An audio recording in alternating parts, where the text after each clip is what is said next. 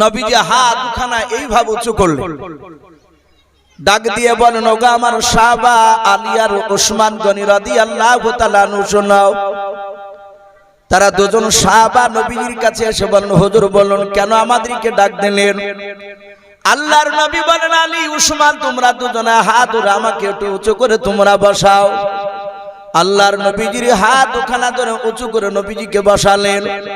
দরদি নবী আমার বসার পর সাহাবাদের দিকে ফেলফাল করে দেখতে লাগলেন। আল্লাহর নবীজি ডাক দিয়ে বলেন, আবু বকর তুমি কোথায় আছো? তোমরা হাত ওখানে আমাকে ধরতে দাও। হযরতে আবু বকর সিদ্দিক রাদিয়াল্লাহু তাআলা আনহু নবীজির হাত ওখানে ধরার পর ডাক দিয়ে বলেন, নবী গো আপনার সাহাবা আবু বকর আমি তো দাঁড়িয়ে। আল্লাহর নবীজি আবু বকরের হাত ওখানে ধরার পর ডাক দিয়ে বলেন, আবু বকর শুনে নাও, আমি মনে হয় আর বেশি দিন দুনিয়ার বুকে বেঁচে থাকবো না। ওরে আবু বকর 1 2 3 4 করে আমার 63 বছর হতে চলল। আবু বকর শুনে নাও, আমার হাতের দ্বারাই এবং জবানের দ্বারাই পায়ের দ্বারাই আবু বকর রে যদি তুমি ব্যথা পেয়ে থাকো কোনোদিন হয় তুমি আজকে প্রকাশ্য মজলিসে শুনে নাও, হাজার হাজার সাহাবার সামনে হয় তুমি আমাকে মাফ করে দাও, নতুবা তার প্রতিশোধ বদলা তুমি নিয়ে নাও। বলুন সুবহানাল্লাহ। ওয়া মালাইকাতাহু ইউসাল্লুনা আলান নবী ইয়া আইয়ুহাল্লাযীনা আমানু সাল্লু আলাইহি ওয়া সাল্লিমু তাসলিমা। মহব্বতে সবাই দুরূদ ইব্রাহিম পড়ুন। আল্লাহুম্মা সাল্লি আলা মুহাম্মাদি ওয়া আলা আলি মুহাম্মাদ কামা সাল্লাইতা আলা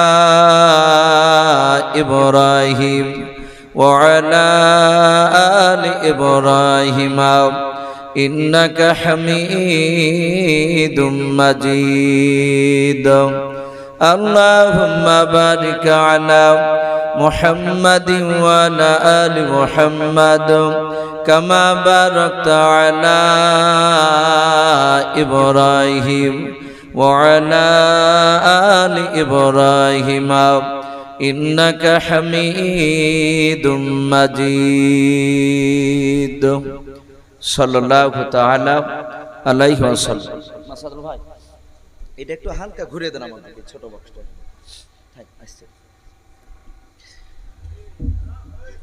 জামানা দিওয়ানা ও গো মা আমিনা, জামানা দিওয়ানা ও গো মা আমিনা, তোমার নানের নেই তুলনা, মাগো তোমার নবীর নেই তুলনা। মেঘে মাথায় ছায়া করে রোদ না লাগে গায়ে, ওই গরম মর পায়ের নিচে শীতল হয়ে যায়, মাগো শীতল হয়ে যায়। নূরানি বদনে হাওয়া চলে শনশনে, নূরানি বদনে হাওয়া চলে শনশনে, খেজুর ডালে হিলাই সব ডানা, মাগো তোমার নবীর নেই তুলনা। জামানা দিওয়ানা ও গো মা আমিনা, জামানা দিওয়ানা ও গো মা আমিনা, তোমার নানের নেই তুলনা, মাগো তোমার নবীর নেই তুলনা। হঠাৎ করে মা আমিনা দেখতে যেন পাই, হঠাৎ করে মা আমিনা দেখতে যেন পাই, ওই নবীর নূরে বুশরা শহর আলোকিত হয়, মাগো আলোকিত হয়। মাথা আনত করেন নবী আল্লাহর দরবারে, উম্মতেরই চাই কামনা। মাগো তোমার নবীর নেই তুলনা, জামানা দিওয়ানা ও গো মা আমিনা, জামানা দিওয়ানা ও গো মা আমিনা, তোমার লালের নেই তুলনা। মাগো তোমার নবীর নেই তুলনা। ভাই সবাই আরেকবার মহব্বতে উচ্চাও যে আমরা দুরূদ ইব্রাহিমটা বাবজি পড়ে নি। আল্লাহুম্মা সাল্লি আলা মুহাম্মাদিন ওয়া আলা আলি মুহাম্মাদ কামা সাল্লাইতা আলা ইব্রাহিম ওয়া আলা আলি ইব্রাহিম ইন্নাকা হামিদুম মাজিদ। আল্লাহুম্মা বারিক আলা মুহাম্মাদিন ওয়া আলা আলি মুহাম্মাদ কামা বারাকতা আলা ইব্রাহিম ওয়া আলা আলি ইব্রাহিম ইন্নাকা হামিদুম মাজিদ। সাল্লাল্লাহু তাআলা আলাইহি ওয়াসাল্লাম। শ্রদ্ধেয় জনাব, আজকের জালসা নির্বাচিত মনোনীত যোগ্যতম সভাপতি মহাশয় ও সম্মানিত আমন্ত্রিত ওলামে কেরাম ও আমার সম্মুখের শ্রদ্ধেয় বা জ্যেষ্ঠ বাবা জীবনেরা, আমার সমবয়স্ক সমঞ্জস্য যুবক ভাইয়েরা, পর্দার আড়ালের মা বোনেরা ও আমার সম্মুখের কচি কচি স্নেহের বাচ্চারা, সকলকে জানাই আমার বুক ভরা ভালোবাসা সালাম। আসসালামু আলাইকুম ওয়া রাহমাতুল্লাহি ওয়া বারাকাতুহু। আলহামদুলিল্লাহ, সমস্ত প্রশংসা হামদ ও নাত সাধনা ভজনা সে মহান রব্বুল আলামিনের জন্য, যে মহান রব্বুল আলামিন আমাদেরকে বড় ভালোবেসে রহম করে বিভিন্ন গুনার মজলিস থেকে বাছাই করে নিয়ে সে মহান রব্বুল আলামিন তার রহমতের মজলিসে এবং তার সাতাহাতে পবিত্র যে মসজিদ ঘর আল্লাহ রব্বুল আলামিনের, আমরা সকলে বাপজি বলি যেটা আল্লাহর ঘর, এটা প্রতিটা মানুষে আমরা জানি। সে আল্লাহর ঘরের পাশে রহমতের মজলিসে আমাদেরকে বসার, নিয়ে এসে আসার এখানে সুযোগ করে দিয়েছেন, আমরা এসে বসতে পেরেছি। বাপজি এটা আমাদের বাহাদুরি নয়, বিশ্বনবী বলেন আল্লাহ যাকে ভালোবাসেন মহান রব্বুল আলামিন তার মহব্বতের বান্দা বান্দিকে রহমতের মজলিসে নিয়ে এসে বসে দেয়। তা আমরা বসতে পেরেছি, তার মানে নিশ্চয় মহান রব্বুল আলামিন আমাদেরকে ভালোবাসে। তাই মহান রব্বুল আলামিনের দরবারে শুকরিয়া স্বরূপ আদায় করে বলুন আলহামদুলিল্লাহ। একটু প্রাণ ভরে উচ্চাজ বলুন আলহামদুলিল্লাহ। তারপরে পরে আপনার আমার নবী, যিনি ধর্মের গুরু, বিশ্ববরণ্য নেতা, নবিকুলের শিরোমণি পয়গম্বর আযম, যিনি সাইয়্যিদুল মুরসালিন ও খাতামান নবিয়্যিন জনাবে সাইয়্যিদুল মুরসালিন আকা কামলিওয়ালা জনাবে মুহাম্মদ রাসূলুল্লাহ সকলে বলুন সাল্লাল্লাহু তাআলা আলাইহি ওয়াসাল্লামের উপরে অগণিত দুরূদ ও সালাম বর্ষিত হোক, অর্পিত হোক, সকলে বলুন আল্লাহুম্মা আমিন। সম্মানিত ভাইরা, আমার বাবা জীবনেরা, আমরা প্রতিটা বাপজি ভাই এবং মা বোনেরা যারা পর্দার আড়াল থেকে শুনছেন, আমরা প্রতিটা মানুষই জানি যে আজকে এখানে কেন জালসা হচ্ছে। প্রায় মানুষই আমরা জানি যে এটা আরবিতে বাপজি রবিউল আউয়াল মাস, এবং এটাও জানি যে এই মাসে এবং আজকে এ দিনে এ রাত্রিবেলায় সারা পৃথিবীর শ্রেষ্ঠ নবী জনাবে মুহাম্মদ রাসূলুল্লাহ সাল্লাল্লাহু আলাইহি ওয়াসাল্লাম তিনি দুনিয়াতে এসেছিলেন। এখন আরবিতে বাপজি আজকের তারিখ এখন বর্তমান 13 শুরু হয়ে গিয়েছে। মাগরিবের আগে ছিল 12 তারিখ আরবি মাসে। আরবিতে তারিখ বাপজি সময় চেঞ্জ হয় মাগরিবের পর সময় থেকে। আর ইংরেজিতে বাবজি ডেট আমরা জানি, যেমন আজকে আপনার 5 তারিখ মনে হয় নাকি ইংরেজি, 5ই সেপ্টেম্বর। এটা 12টার সময়তে বাবজি পার হয়ে আপনার 6-এ পড়ে যাবে। ইংরেজি তারিখ বাবজি রাত্রি 12টাতে চেঞ্জ হয়, আর এই আরবি তারিখ হচ্ছে আপনার মাগরিবের সময়। তাহলে মাগরিবের আগে ছিল বাবজি 12 তারিখ, আর এখন মাগরিবের পর এখন শুরু হয়ে গেছে আরবি তারিখ অনুযায়ী 13 তারিখ। তার মানে আমরা যদি ভাবি যে 12 তারিখে রসুল এসেছিলেন, তাহলে গত এই যে মাগরিবের আগে গত রাত্রিতে এসেছে। আমরা রসুলের বাবজি জন্মের তারিখ নিয়ে বাবজি অনেকেই আমরা হয়তো জানি না। সিরাতের কিতাব রসুলের বাবজি জীবন ইতিহাস পড়লে পাওয়া যাচ্ছে যে রাসূলুল্লাহর জন্ম তারিখ নিয়ে বাবজি মতভেদ রয়েছে, ইখতিলাফ। কেউ বলেছেন আরবি মাসের রবিউল আউয়াল মাসের 6 তারিখে রাসূল দুনিয়াতে এসেছে, আবার কেউ বলেছেন 11 তারিখে, 12 তারিখে, আবার 17 তারিখেও এসেছে কথা। কিন্তু বেশিরভাগ বাবজি উলামারা আমরা 12 তারিখটাকে বাবজি প্রাধান্য দেয়, আমরা এটা দেখে আসছি।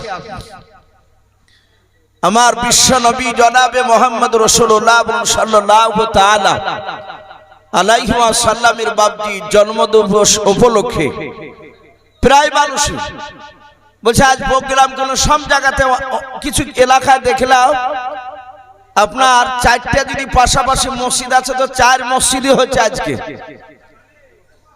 তাদের উদ্দেশ্য যে নবীজির জন্মদিবস উপলক্ষে আলোচনা।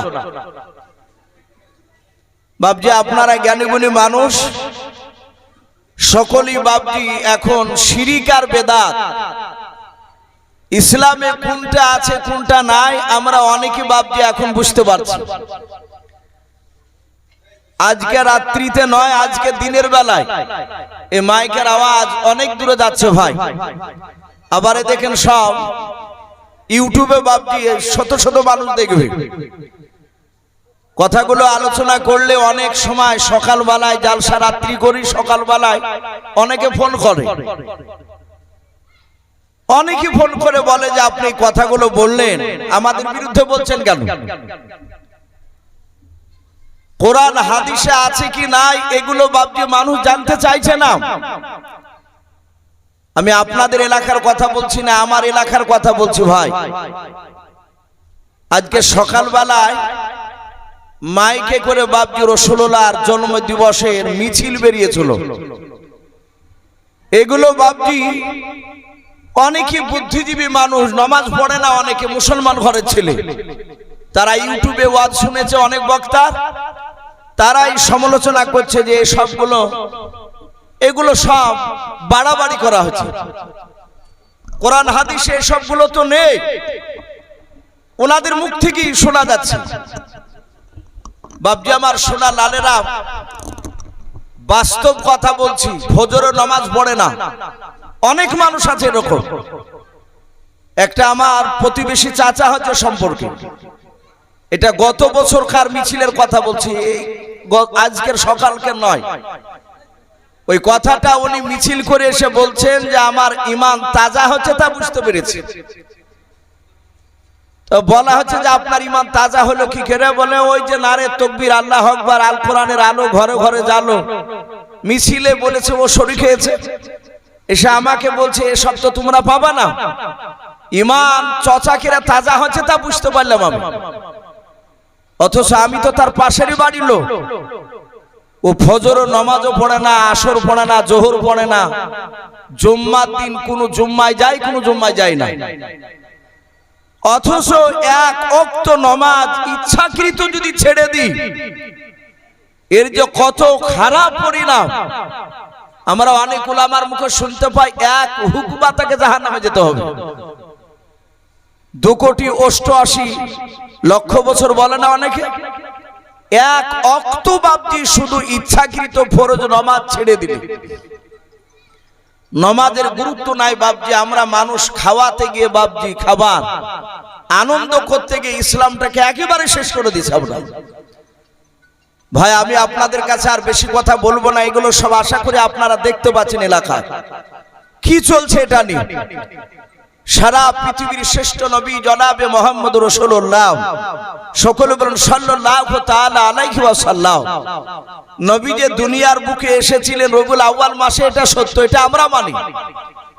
কিন্তু নবীজির বাপ যে আপনার 12 তারিখে যে জন্ম নিয়েছিল, এটা অনেকে বলছে যে না 11 তারিখে নিয়েছেন, 6 তারিখে হয়েছে, এরকম কয়েকটা রেওয়াত এসেছে। মানুষ সকলেই বাপজি জানতো না যে সারা পৃথিবীর শ্রেষ্ঠ নবী উনি জন্ম নিয়ে নিয়ে তিনি সারা পৃথিবীর নবী, এটা মানুষ কি জানতেন? বাপ একটু কথা বলে।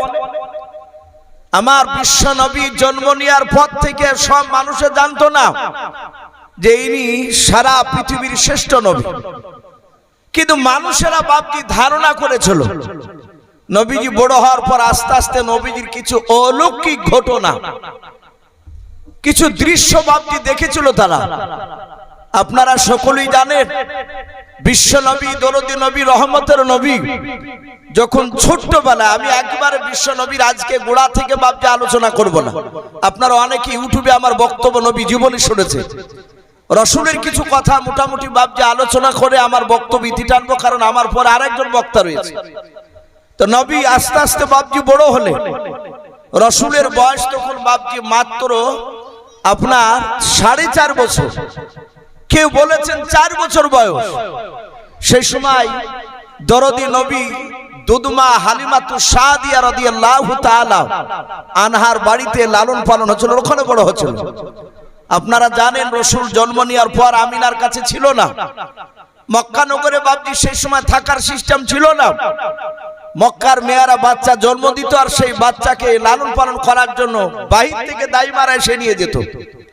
তা হালিমাতু সাদিয়া নবীজিকে নিয়ে গিয়েছে। 4 বছর বয়সে বিশ্ব নবীজির বাপজি আরো আরেকটা বাপজি নিজের দুদু ভাই ছিল, আব্দুল্লাহ নাম। কি নাম বললাম ভাই? আব্দুল্লাহ, হালিমাতু সাদিয়ার নিজের কলিজার টুকরা ছেলে। একই সঙ্গে নবী আর ওই আব্দুল্লাহ তারা দুজনায় হালিমার দুধ পান করে বাপজি বড় হয়েছে। হযরতে হালিমাতু সাদিয়ার সন্তান সারা দিন বাড়িতে থাকে না, একটু হাঁটাহাঁটি ছাগল চড়ানোর মতো হয়েছে সে সময় থেকে, রাত্রিবেলায় থাকে। নবীজি হালিমাতু সাদিয়ার সন্তান আব্দুল্লাহকে বলছেন, আব্দুল্লাহ ভাই সারা দিন তোমাকে দেখতে পাই না, রাত্রিবেলায় এসে আমার গলা ধরে শুয়ে থাকো। আব্দুল্লাহ বলছেন, ভাই সারা দিন মরুভূমির ময়দানে ছাগল চড়াতে যায়, আমার আব্বা মা তো গরিব মানুষ, 6-7টা ছাগল আছে, তাকে ওই ছাগলগুলো পাড়ার ছেলেদের সাথে সাথ ধরে দেয় আমাকে মা, আমি নিয়ে যাই। সারা দিন শরীর ক্লান্ত থাকে, ভাই বিছানায় এসে তোমার শরীরে হাত ঠেকলে, গায়ে হাত দিলে আমার শরীরটা ঠান্ডা হয়ে যায়। জোরে বলুন সুবহানাল্লাহ। আমার ক্লান্তি দূর হয়ে যায়। বিশ্ব নবী বললেন, ভাই আমিও কালকে যাব, তুমি যার দুধ পান করে বড় হয়েছো তার তো দুধ পান আমিও করেছি। আব্দুল্লাহ বলছেন, পাড়ার ছেলেরা বলে যে তোর ভাই মুহাম্মদ সাল্লাল্লাহু আলাইহি ওয়াসাল্লামকে নিয়ে আসিস না কেন? তা আমি মাকে কালকে বলবো। সকালবেলায় বাপজি আব্দুল্লাহ তার পাড়ার প্রতিবেশী বন্ধুদের কাছে ছুটে গেল যে আমার ভাই যেতে চেয়েছে। পাড়ার ছেলেরা ছুটে এসে হালিমাতু সাদিয়ার কাছে অনুমতি চাইলেন, উনি দিলেন। বিশ্ব নবীকে বললেন, যাও এদের সাথে ছাগলচের বাড়ি চলে এসো।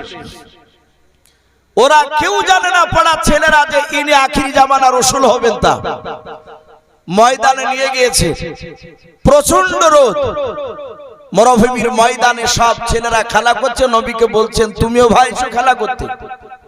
বাচ্চা ছেলে রসুল বললেন, আমি খেলা করবো না, তোমরা খেলা করো, আমি দেখবো। ক বছর বললাম বাপজি রসুলের বয়সের সময়? 4 থেকে 4.5 বছরের বাচ্চা রসুল। পাড়ার ছেলেরা বাপজি খেলাধুলা করছে, প্রচন্ড বাপজি আপনার এত রৌদ্রের তাপ, ওখানে ছায়া নেই, আকাশে মেঘের কোনো ব্যবস্থাই নাই। হঠাৎ করে দেখছে রসুলুল্লাহর মাথার উপর একটা মেঘের টুকরা রসুলকে ছায়া করে নিয়ে দাঁড়িয়ে আছে। বলুন আলহামদুলিল্লাহ। ওই বাচ্চা ছেলেদের মধ্যে একটা ইহুদির আলেমের বাচ্চা ছিল, কোন কোন মুফাসসিরিন কেরাম লিখেছেন ইহুদিটার নাম ছিল বাপজি বুহাইরা, বুহাইরা রহিম বলে নাম। তার একটা বাচ্চা ছিল, ওখানে ছিল, ছাগল চড়াতে গিয়েছে। সে হঠাৎ করে লক্ষ্য করে দেখেছে যে তার মাথার উপর একটা মেঘের টুকরা হঠাৎ করে। আব্দুল্লাহকে ডেকে বলছেন, ওই হালিমা তো সাদিয়ার ছেলে, রাসূলের দুধ ভাই। বলে, এই আব্দুল্লাহ, এই দেখ তো, ওই দেখ তোদের মোহাম্মদ বাড়ির ছেলে, এর আগে তো সব মেঘের টুকরা দেখতে পাওয়া যায়নি, হঠাৎ করে দেখ তার মাথার উপরে মেঘের টুকরা আছে। এই আব্দুল্লাহ, আমি আব্বার মুখে শুনেছি আখিরি জামানার একজন নবী হবে, তেনার নাম হবে মুহাম্মদুর রাসূলুল্লাহ সাল্লাল্লাহু আলাইহি ওয়াসাল্লাম। ওই নবী রাস্তা দিয়ে যখন হাঁটবে, রৌদ্র যদি আকাশে সূর্যের তাপ থাকে, সেই নবীকে ছায়া করতে করতে নিয়ে যাবে। বলুন আলহামদুলিল্লাহ। এটা আমি আব্বার মুখে শুনেছি। একটু চল দিনই তাকে একটু পরীক্ষা করে দেখি। আল্লাহর নবী জনাবে মুহাম্মদ রাসূলুল্লাহ সাল্লাল্লাহু তাআলা আলাইহি ওয়াসাল্লাম নবীর ডান হাতখানা আব্দুল্লাহ ধরলেন।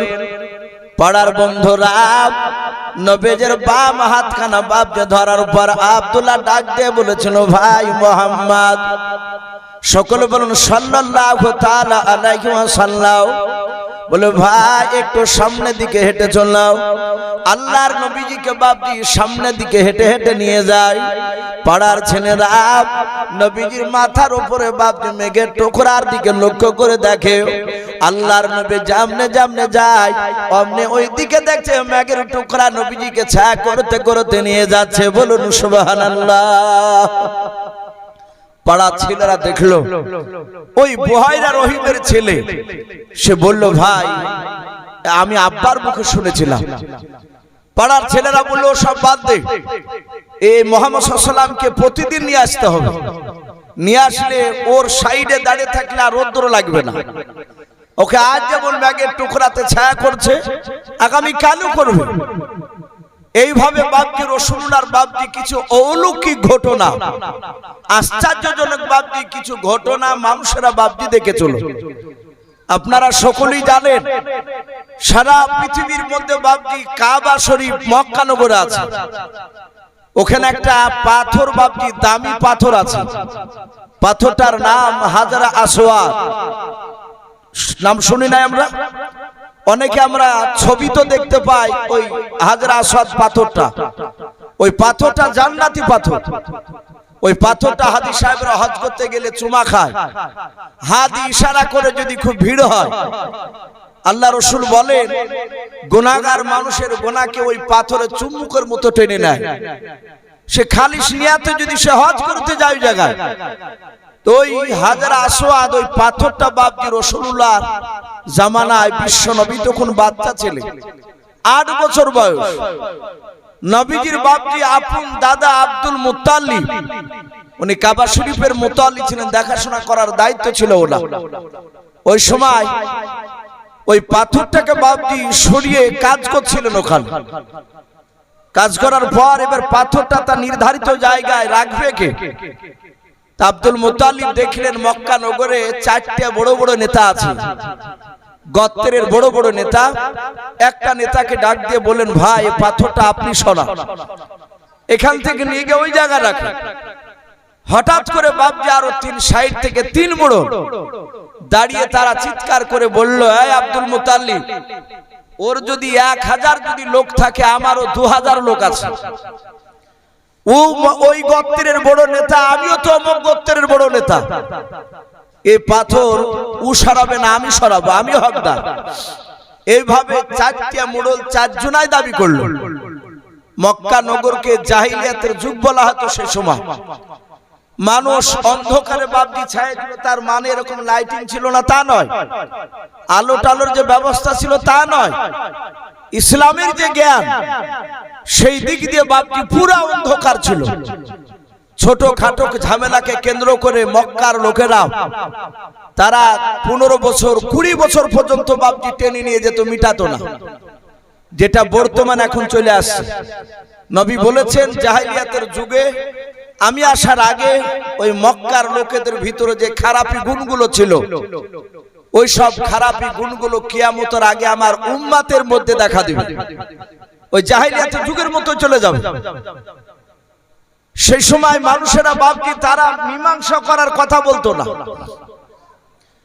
আমার বিশ্ব নবীজির দাদা দেখলেন এই পাথর তো সরানো যায় না, এ তো চার মুড়ুলি ঝামেলা করছে, কাকি বলা যায়। এভাবে এক নয় দুই নয় 17 দিন ধরে বাপজি ঝামেলা মিটাতে পারে। 18 দিনকার দিন সন্ধ্যার দিকে বাড়ি গিয়েছেন আব্দুল মুতাল্লিব, নবীজির দাদা। রাসূলুল্লাহ দেখলেন তার দাদা বেশ কয়েকদিন থেকে মনক্ষুণ্ণ অবস্থায়, মনটা ভারী। 8 বছরের পয়গম্বর রাসূল ডাক দিয়ে বললেন, ওগো দাদু ভাই, আমি কয়েকদিন ধরে দেখছি তোমার মনটা ভারী, কি ব্যাপার? বাড়ি আসছো মন ভারী করে কেন? ডাক দিয়ে বলছেন, দাদু ভাই, ওই কাবা শরীফের হাজারে আসাদ পাথরটা নিয়ে গন্ডগোল চলছে। 4 মুড়লে দাবি করছে যে আমি সরাবো, ও বলছে আমি সরাবো, ও বলছে আমি সরাবো। এই নিয়ে আমি ঝামেলায় পড়ে আছি, আমি মীমাংসা আনতে পারি। আমার বিশ্ব নবী বলেন, দাদু কালকে আমাকে নিয়ে যান। সকালবেলায় বিশ্ব নবীর হাতখানা ধরে নিয়ে চলে গেলেন ওই মক্কা নগরে কাবা শরীফের সামনে। আপনারা যেমন বসে আছেন এভাবে 3 দিকে 3 রকমের মানুষ আপনার আলাদা আলাদা বসে আছে। তো রাসূলের বাপজি আব্দুল মুতালিবের জামানায় 4 মুড়ল তার দলবল অস্ত্র শস্ত্র নিয়ে গিয়ে বাপজি বসে আছে, মানে ঝামেলা করবে ওরা, সব বাহুর বল শক্তি দেখাবে। বিশ্ব নবীকে বললেন, আপনারা 4 জনাই পাথর সরাবেন? বলে হ্যাঁ। ডাক দিয়ে বললেন, আজকে আপনারা বাড়ি চলে যান। আমার দাদু বিচার করেছে কয়েকদিন ধরে মীমাংসা আনতে পারেনি। আমি মুহাম্মদ বলুন সাল্লাল্লাহু আলাইহি ওয়াসাল্লাম। মক্কার লোকেরা ছোট থেকে নবীর চরিত্র দেখেছিলেন যে উনি কোনো মানুষকে আঘাত দিয়ে কথা বলে না, কড়া কথা বলে না, এবং কারোর সঙ্গে ঝামেলাও করে না। আমার বিশ্ব নবীর ব্যবহার চারিদিকে আস্তে আস্তে বাপজি প্রচার হচ্ছিল। তো ডাক দিয়ে নবী বলেন, আগামী কালকে আপনারা সকালবেলা এসে এই হাজরা আসওয়াদে যে হাত দিবে প্রথমে ওই ব্যক্তি পাথরটাকে সরাবে। বলে তাই? বলে হ্যাঁ, কিন্তু শর্ত হচ্ছে সবাইকে বাড়ি গিয়ে বিছানায় শোয়া লাগবে। আপনারা সকলেই জানেন বিশ্বনবী মেরাজে গিয়েছিলেন। মেরাজে কেউ মক্কার লোকেরা কেউ জানে না, অথচ জিবরিল আলাইহিস সালাম তিনি বুরাক নিয়ে এসে নবীকে চেপে নিয়ে মসজিদে হারাম থেকে বাইতুল মুকাদ্দাসে বুরাকে নিয়ে গেলেন। বাইতুল মুকাদ্দাসে বাপজি বুরাকটাকে বেঁধে রেখে ওখান থেকে 70 পাক আসমান পাড়ি দিয়ে যাচ্ছে। প্রতিটা দরজাতে যাচ্ছেন আর প্রতিটা আসমানের দরজা একটা করে আছে। জিবরিল আলাইহিস সালাম ডাক দিয়ে বললেন, দরজা খুলুন। ভিতর থেকে ফেরেশতা বললেন, এই দরজায় তালা মারা আছে, খোলা হবে না। বলে কেন? বলে একজন ব্যক্তির জন্য খোলা হবে, তিনি হচ্ছেন মুহাম্মদ রাসূলুল্লাহ সাল্লাল্লাহু তাআলা আলাইহি ওয়াসাল্লাম। তো ডাক দিয়ে জিবরিল বলেন, ইনি সে মুহাম্মদ সাল্লাল্লাহু আলাইহি ওয়াসাল্লাম। দরজা খুললেন। এইভাবে বাপজি 7 আসমান পাড়ি দিয়ে সিদরাতুল মুনতাহায় গেলে ওখান থেকে আবার একটা স্টেজ আসলো, সিংহাসন, সিঁড়ি, যেটাকে রফরাফ বলা হয়। ওতে নবী চাপলেন, জিবরিল গেলেন না। ওখান থেকে আরশে আজিমে গেলে আল্লাহর সাথে দেখা করলে। অনেক ঘটনা আছে, আমি ওদিকে যাব না। রাসূল এসে বাপজি আবার সকালবেলায় মসজিদে গিয়ে মেরাজের ঘটনা শোনাছিলেন। মক্কার লোকেরা কেউ জানে না, অথচ এতটা লম্বা সফর করছে। লাস্টে মক্কার বেঈমান আবু জেহেলরা তারা নবীকে বলেছিল, এই মুহাম্মদ সাল্লাল্লাহু আলাইহি ওয়াসাল্লাম, তুমি যে এতটা রাস্তা তুমি গেলে, বাইতুল মুকাদ্দাস গেলে, মসজিদে হারাম থেকে নিয়ে বুরাকে চেপে, এই গোটা রাস্তার মধ্যে মক্কার কোন লোকের সাথে তোমার দেখা হয়েছিল? কথাটা একটু ভালো করে কান দিবে। আল্লাহ রাসূল সাল্লাল্লাহু তাআলা আলাইহি ওয়াসাল্লামকে মসজিদের ভিতরে বাপজি নাই, বাহির থেকে দাঁড়িয়ে আবু জেহেল, উতবা, সাইবা ডাক দিয়ে বলছে যে মক্কা থেকে মদিনায় যখন নয় বাইতুল মুকাদ্দাসে যাচ্ছিলে রাত্রিবেলায়, এই রাত্রি যেতে গিয়ে কোন লোকের সাথে তোমার দেখা হয়েছে? যদি দেখা হয় তারা যদি সাক্ষী দেয় যে হ্যাঁ বাইতুল মুকাদ্দাসে গিয়েছিল মেরাজে, তাহলে আমরা বিশ্বাস করব। আল্লাহর নবী বললেন, মক্কা নগরে যাও, খাজরা বলে একটা বংশ রয়েছে, হাদিসে এসেছে, সিরাতে হালবিয়া বলে একটি কিতাব, নাজরা খাজরা এসব বংশের নাম। ডাক দিয়ে বললেন রাসূল যে খাজরা বংশের 10টা লোক, তারা বাইতুল মুকাদ্দাস থেকে প্রায় 20 থেকে 25 কিলোমিটার দূরে, তাদের সঙ্গে আমার আসার সময় দেখা হয়েছিল। বলুন আলহামদুলিল্লাহ। ওদের আসতে প্রায় এখনো 14 দিন সময় লাগবে। আবু জেহেলরা বললো, দেখ পাগল কি বলে। খাজরা বংশের লোকের কাছে খোঁজ নিল যে তোমাদের এই ওই বংশ থেকে কি 10টা লোক গিয়েছে বাইতুল মুকাদ্দাসে? ওই এলাকায় বলে, হ্যাঁ আজ তো বেশ কয়েকদিন হয়ে গেল, তারা ব্যবসা করতে গিয়েছে। বলে তাই নাকি? বলে হ্যাঁ।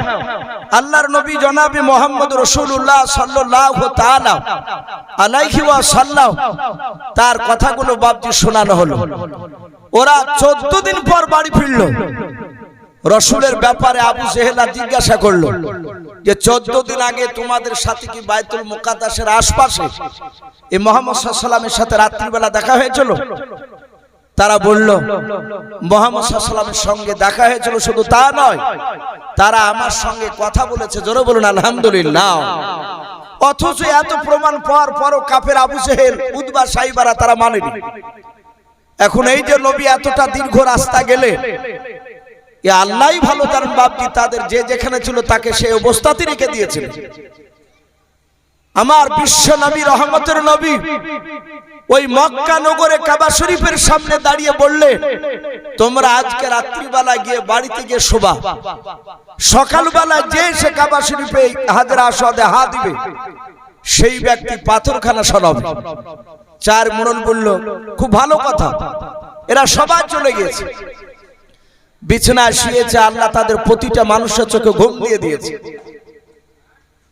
সারা পৃথিবীর নেতা জনাব মুহাম্মদ রাসূলুল্লাহ সাল্লাল্লাহু তাআলা আলাইহি ওয়াসাল্লাম, এই দরদি নবী আমার রাত্রিবেলায় ওনার দাদা আব্দুল মুত্তালিবের গলা ধরে বাপজি শুয়েছিলেন। ভোরবেলায় বিশ্ব নবীজি কখন বিছানা থেকে উঠে গিয়েছেন আব্দুল মুত্তালিব তিনি জানেন না।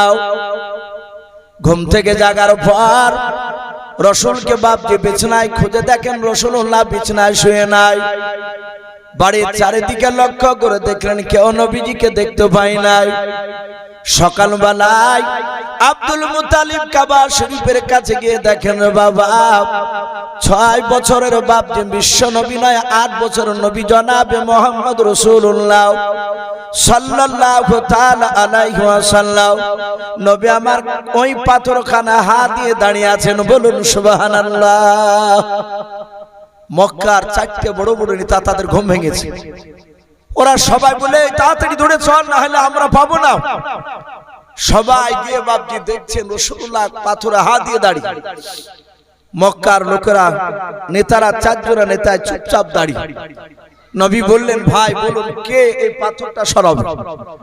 ওরা বলল, কথা অনুযায়ী তুমি তো পাচ্ছ, তুমি হকদার, যে আগে আসবে সেই পাবে বলেছিলেন।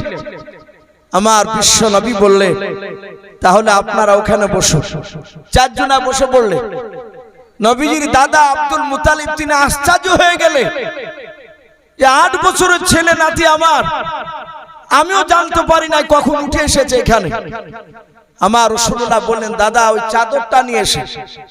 চাদর একটা নিয়ে এসে চাদর উপরে তারা বিশ্ব নবী আর বিশ্ব নবীর দাদা দুজনাই পাথরটাকে তুলে নিয়ে গিয়ে ওখানে বসালেন। চাদরের উপর বসানোর পরে রহমতের নবী 4 নেতাকে ডেকে বললেন, চাচা এবার আপনারা আসুন। আপনারা এসে 4 জনায় 4 দিকে আর চাদর ধরুন, ধরে 4 দিকের চাদরের কোনা ধরে আপনারা ওই জায়গায় যেখানে ছিল সেখানে রাখেন।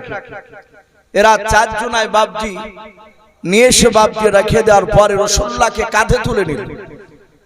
যেই ঝামেলাটা 18 দিন ধরে বাপজি মীমাংসা করতে পারে নাই, সবাই মারবো ধরবে এরকম বাপজি হইচে হচ্ছিল, আমার বিশ্ব নবী এসে একদিনই বাপজি মীমাংসা করে দিলেন।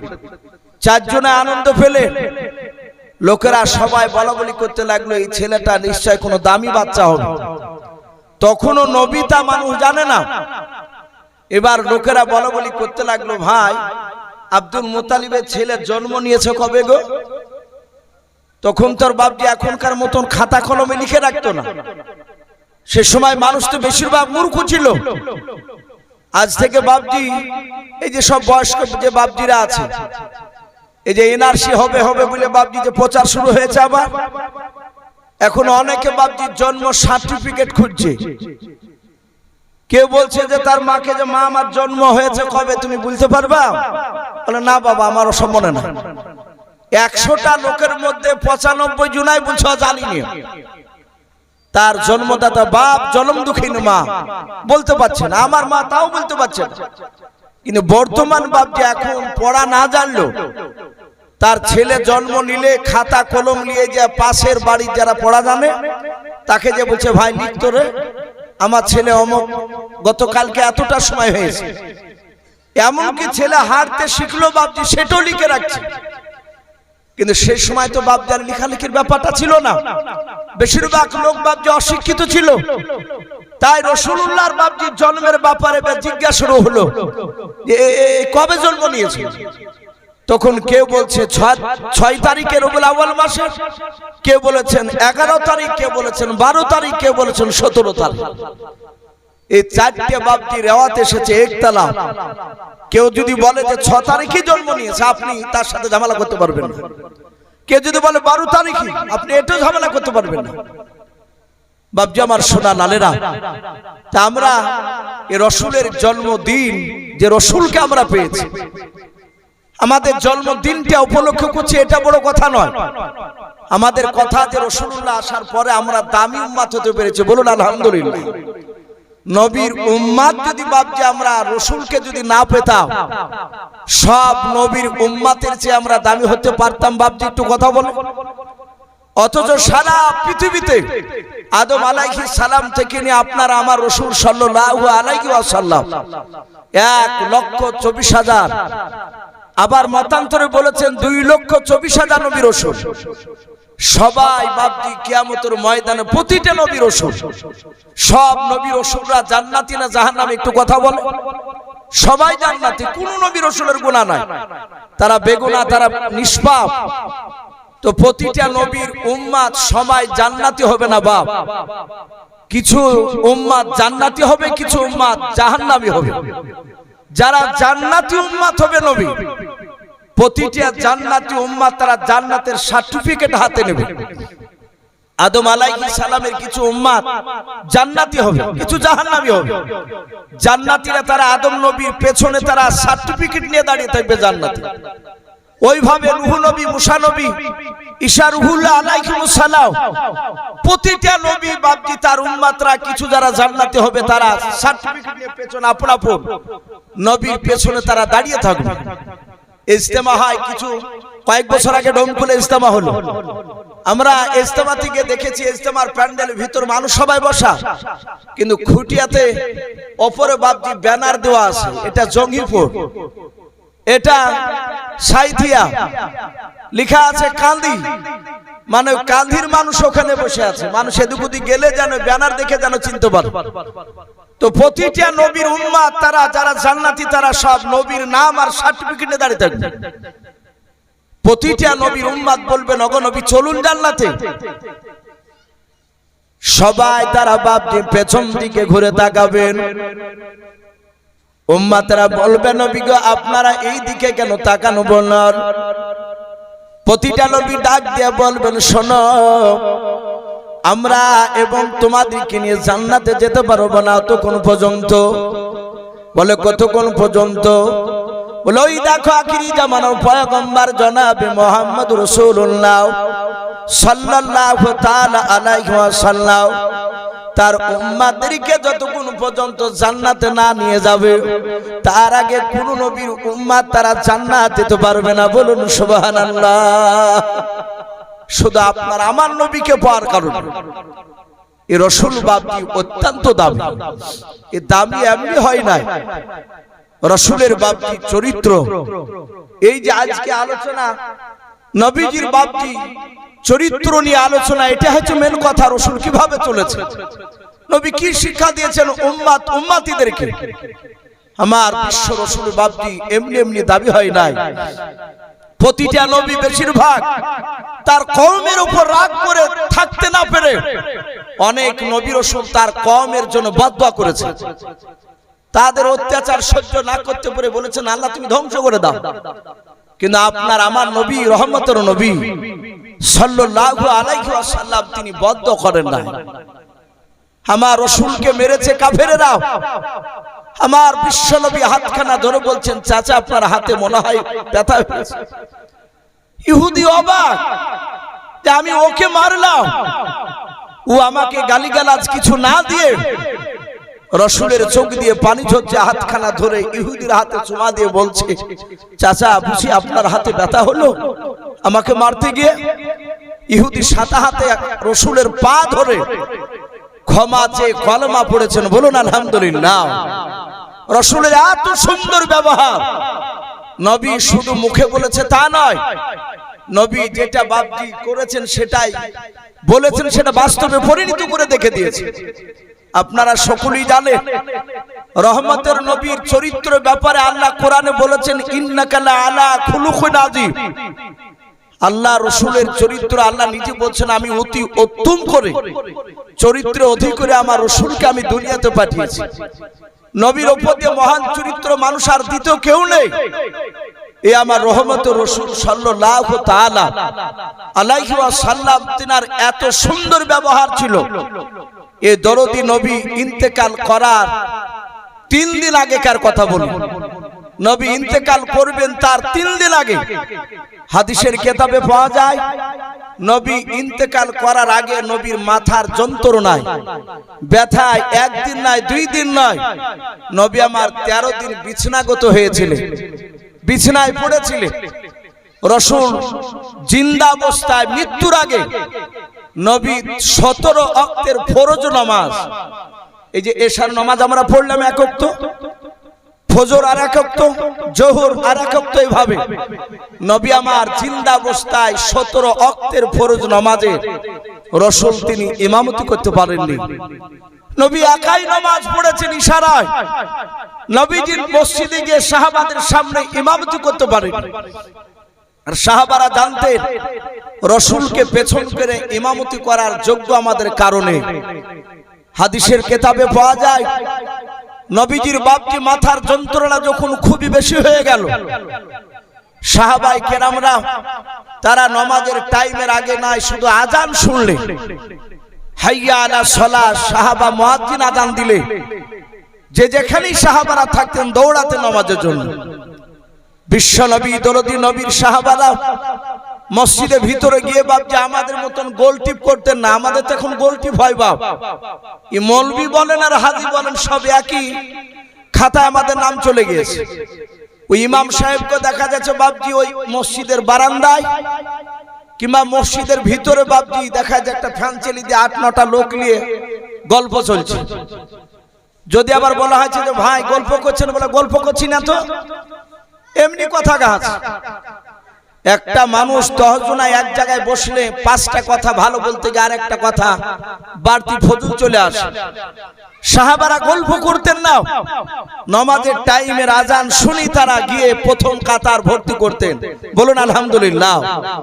তারা রাসূলের সুন্নাতকে মানতেন। সামি'না ওয়া আতা'না, সাহাবারা রাসূলের কথা কান দিয়ে শুনতেন আর সেটাই সাথে সাথে আমলে পরিণত করতেন। বলুন আলহামদুলিল্লাহ। ওরা সামনে কাতার দ্বিতীয় কাতার এইভাবে বাপজি পূরণ করে বসতেন। রাসূলের মসজিদে নববী আর নবীজির ঘর পাশাপাশি, একটা দেওয়ালে দরজায় দরজার এদিকে রাসূলের ঘর আর ওইদিকে দরজা খুলে চলে গেলে বাপজি মসজিদে নববী। আমার বিশ্ব নবী রহমতের নবী সাহাবায়ে কেরামরা জামাতে দাঁড়াতেন আর রাসূলের টাইম হলে ঠিক দরজা খুলে নামাজ পড়তে চলে যেতেন হুজরাখানা থেকে। সাহাবায়ে কেরাম সকলেই বসা, আসরের নামাজের সময় টাইম পার হতে চলেছে, একটা টাইম ছিল যে টাইমে নামাজ পড়বে, তার টাইম বেশ পার হতে চললো, নবী কেন আসে না? সব সাহাবারা নবীজির দরজার কাছে গিয়ে সালাম দিলে, আসসালামু আলাইকা ইয়া রাসূলুল্লাহ।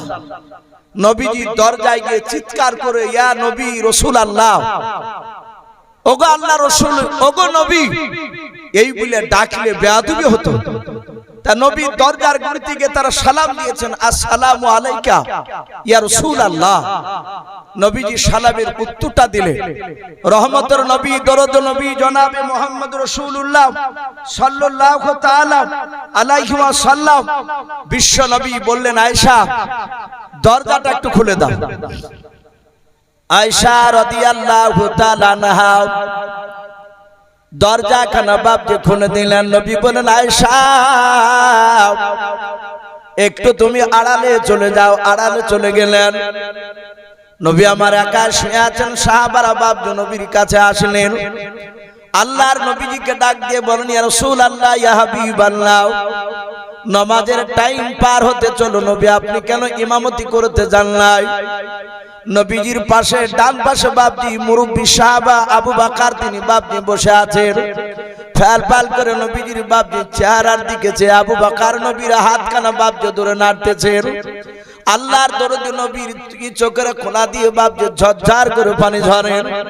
আমার আবু বকর নবীজির কান্না দিকে বাপজি আবু বকর আর থাকতে পারেন না। আবু বকর তিনি কান্না শুরু করে দিলেন। নবী বলেন, আবু বকর তুমি কান্না করেছো কেন, বলো রে আবু বকর। আবু বকর ডাক দিয়ে বলে, নবীজি মনে হয় আপনি কোন ব্যথায় ব্যথিত হয়ে আছেন।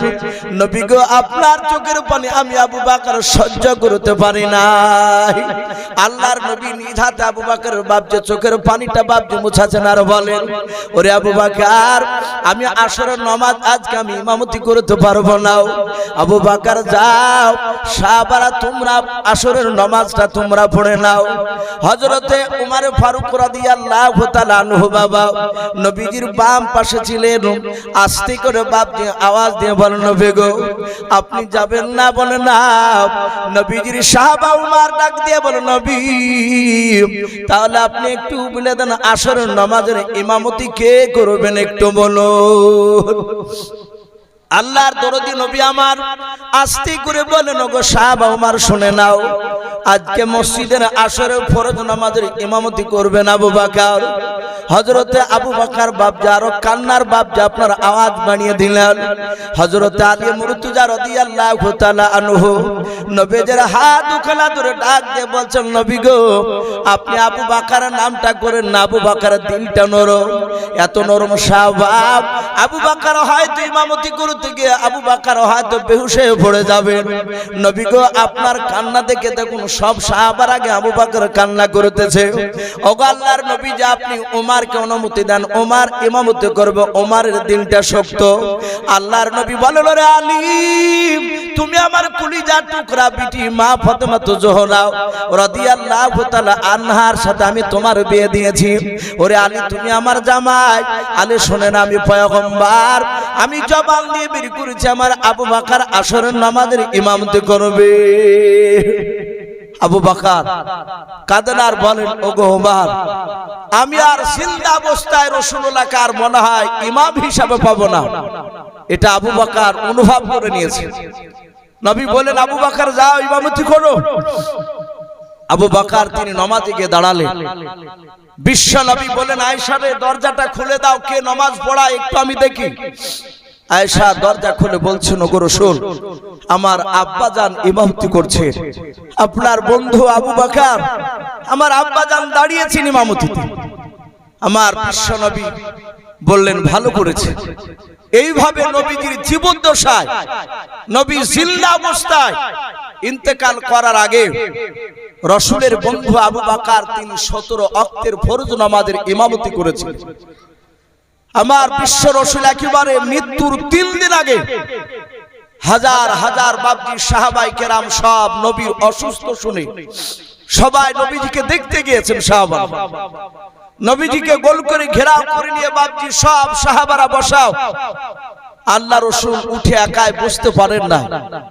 দরদে নবী রহমতের নবী আমার বিশ্ব নবীজি সেই জায়গায় সাহাবাই কেরামরা সকলকে বাপজি দেখলেন। নবী আমার নবীজি হাত দুখানা এইভাবে উঁচু করলেন, ডাক দিয়ে বলেন, ওগো আমার সাহাবা আলী আর ওসমান গনি রাদিয়াল্লাহু তাআলা আনহু শোনাও।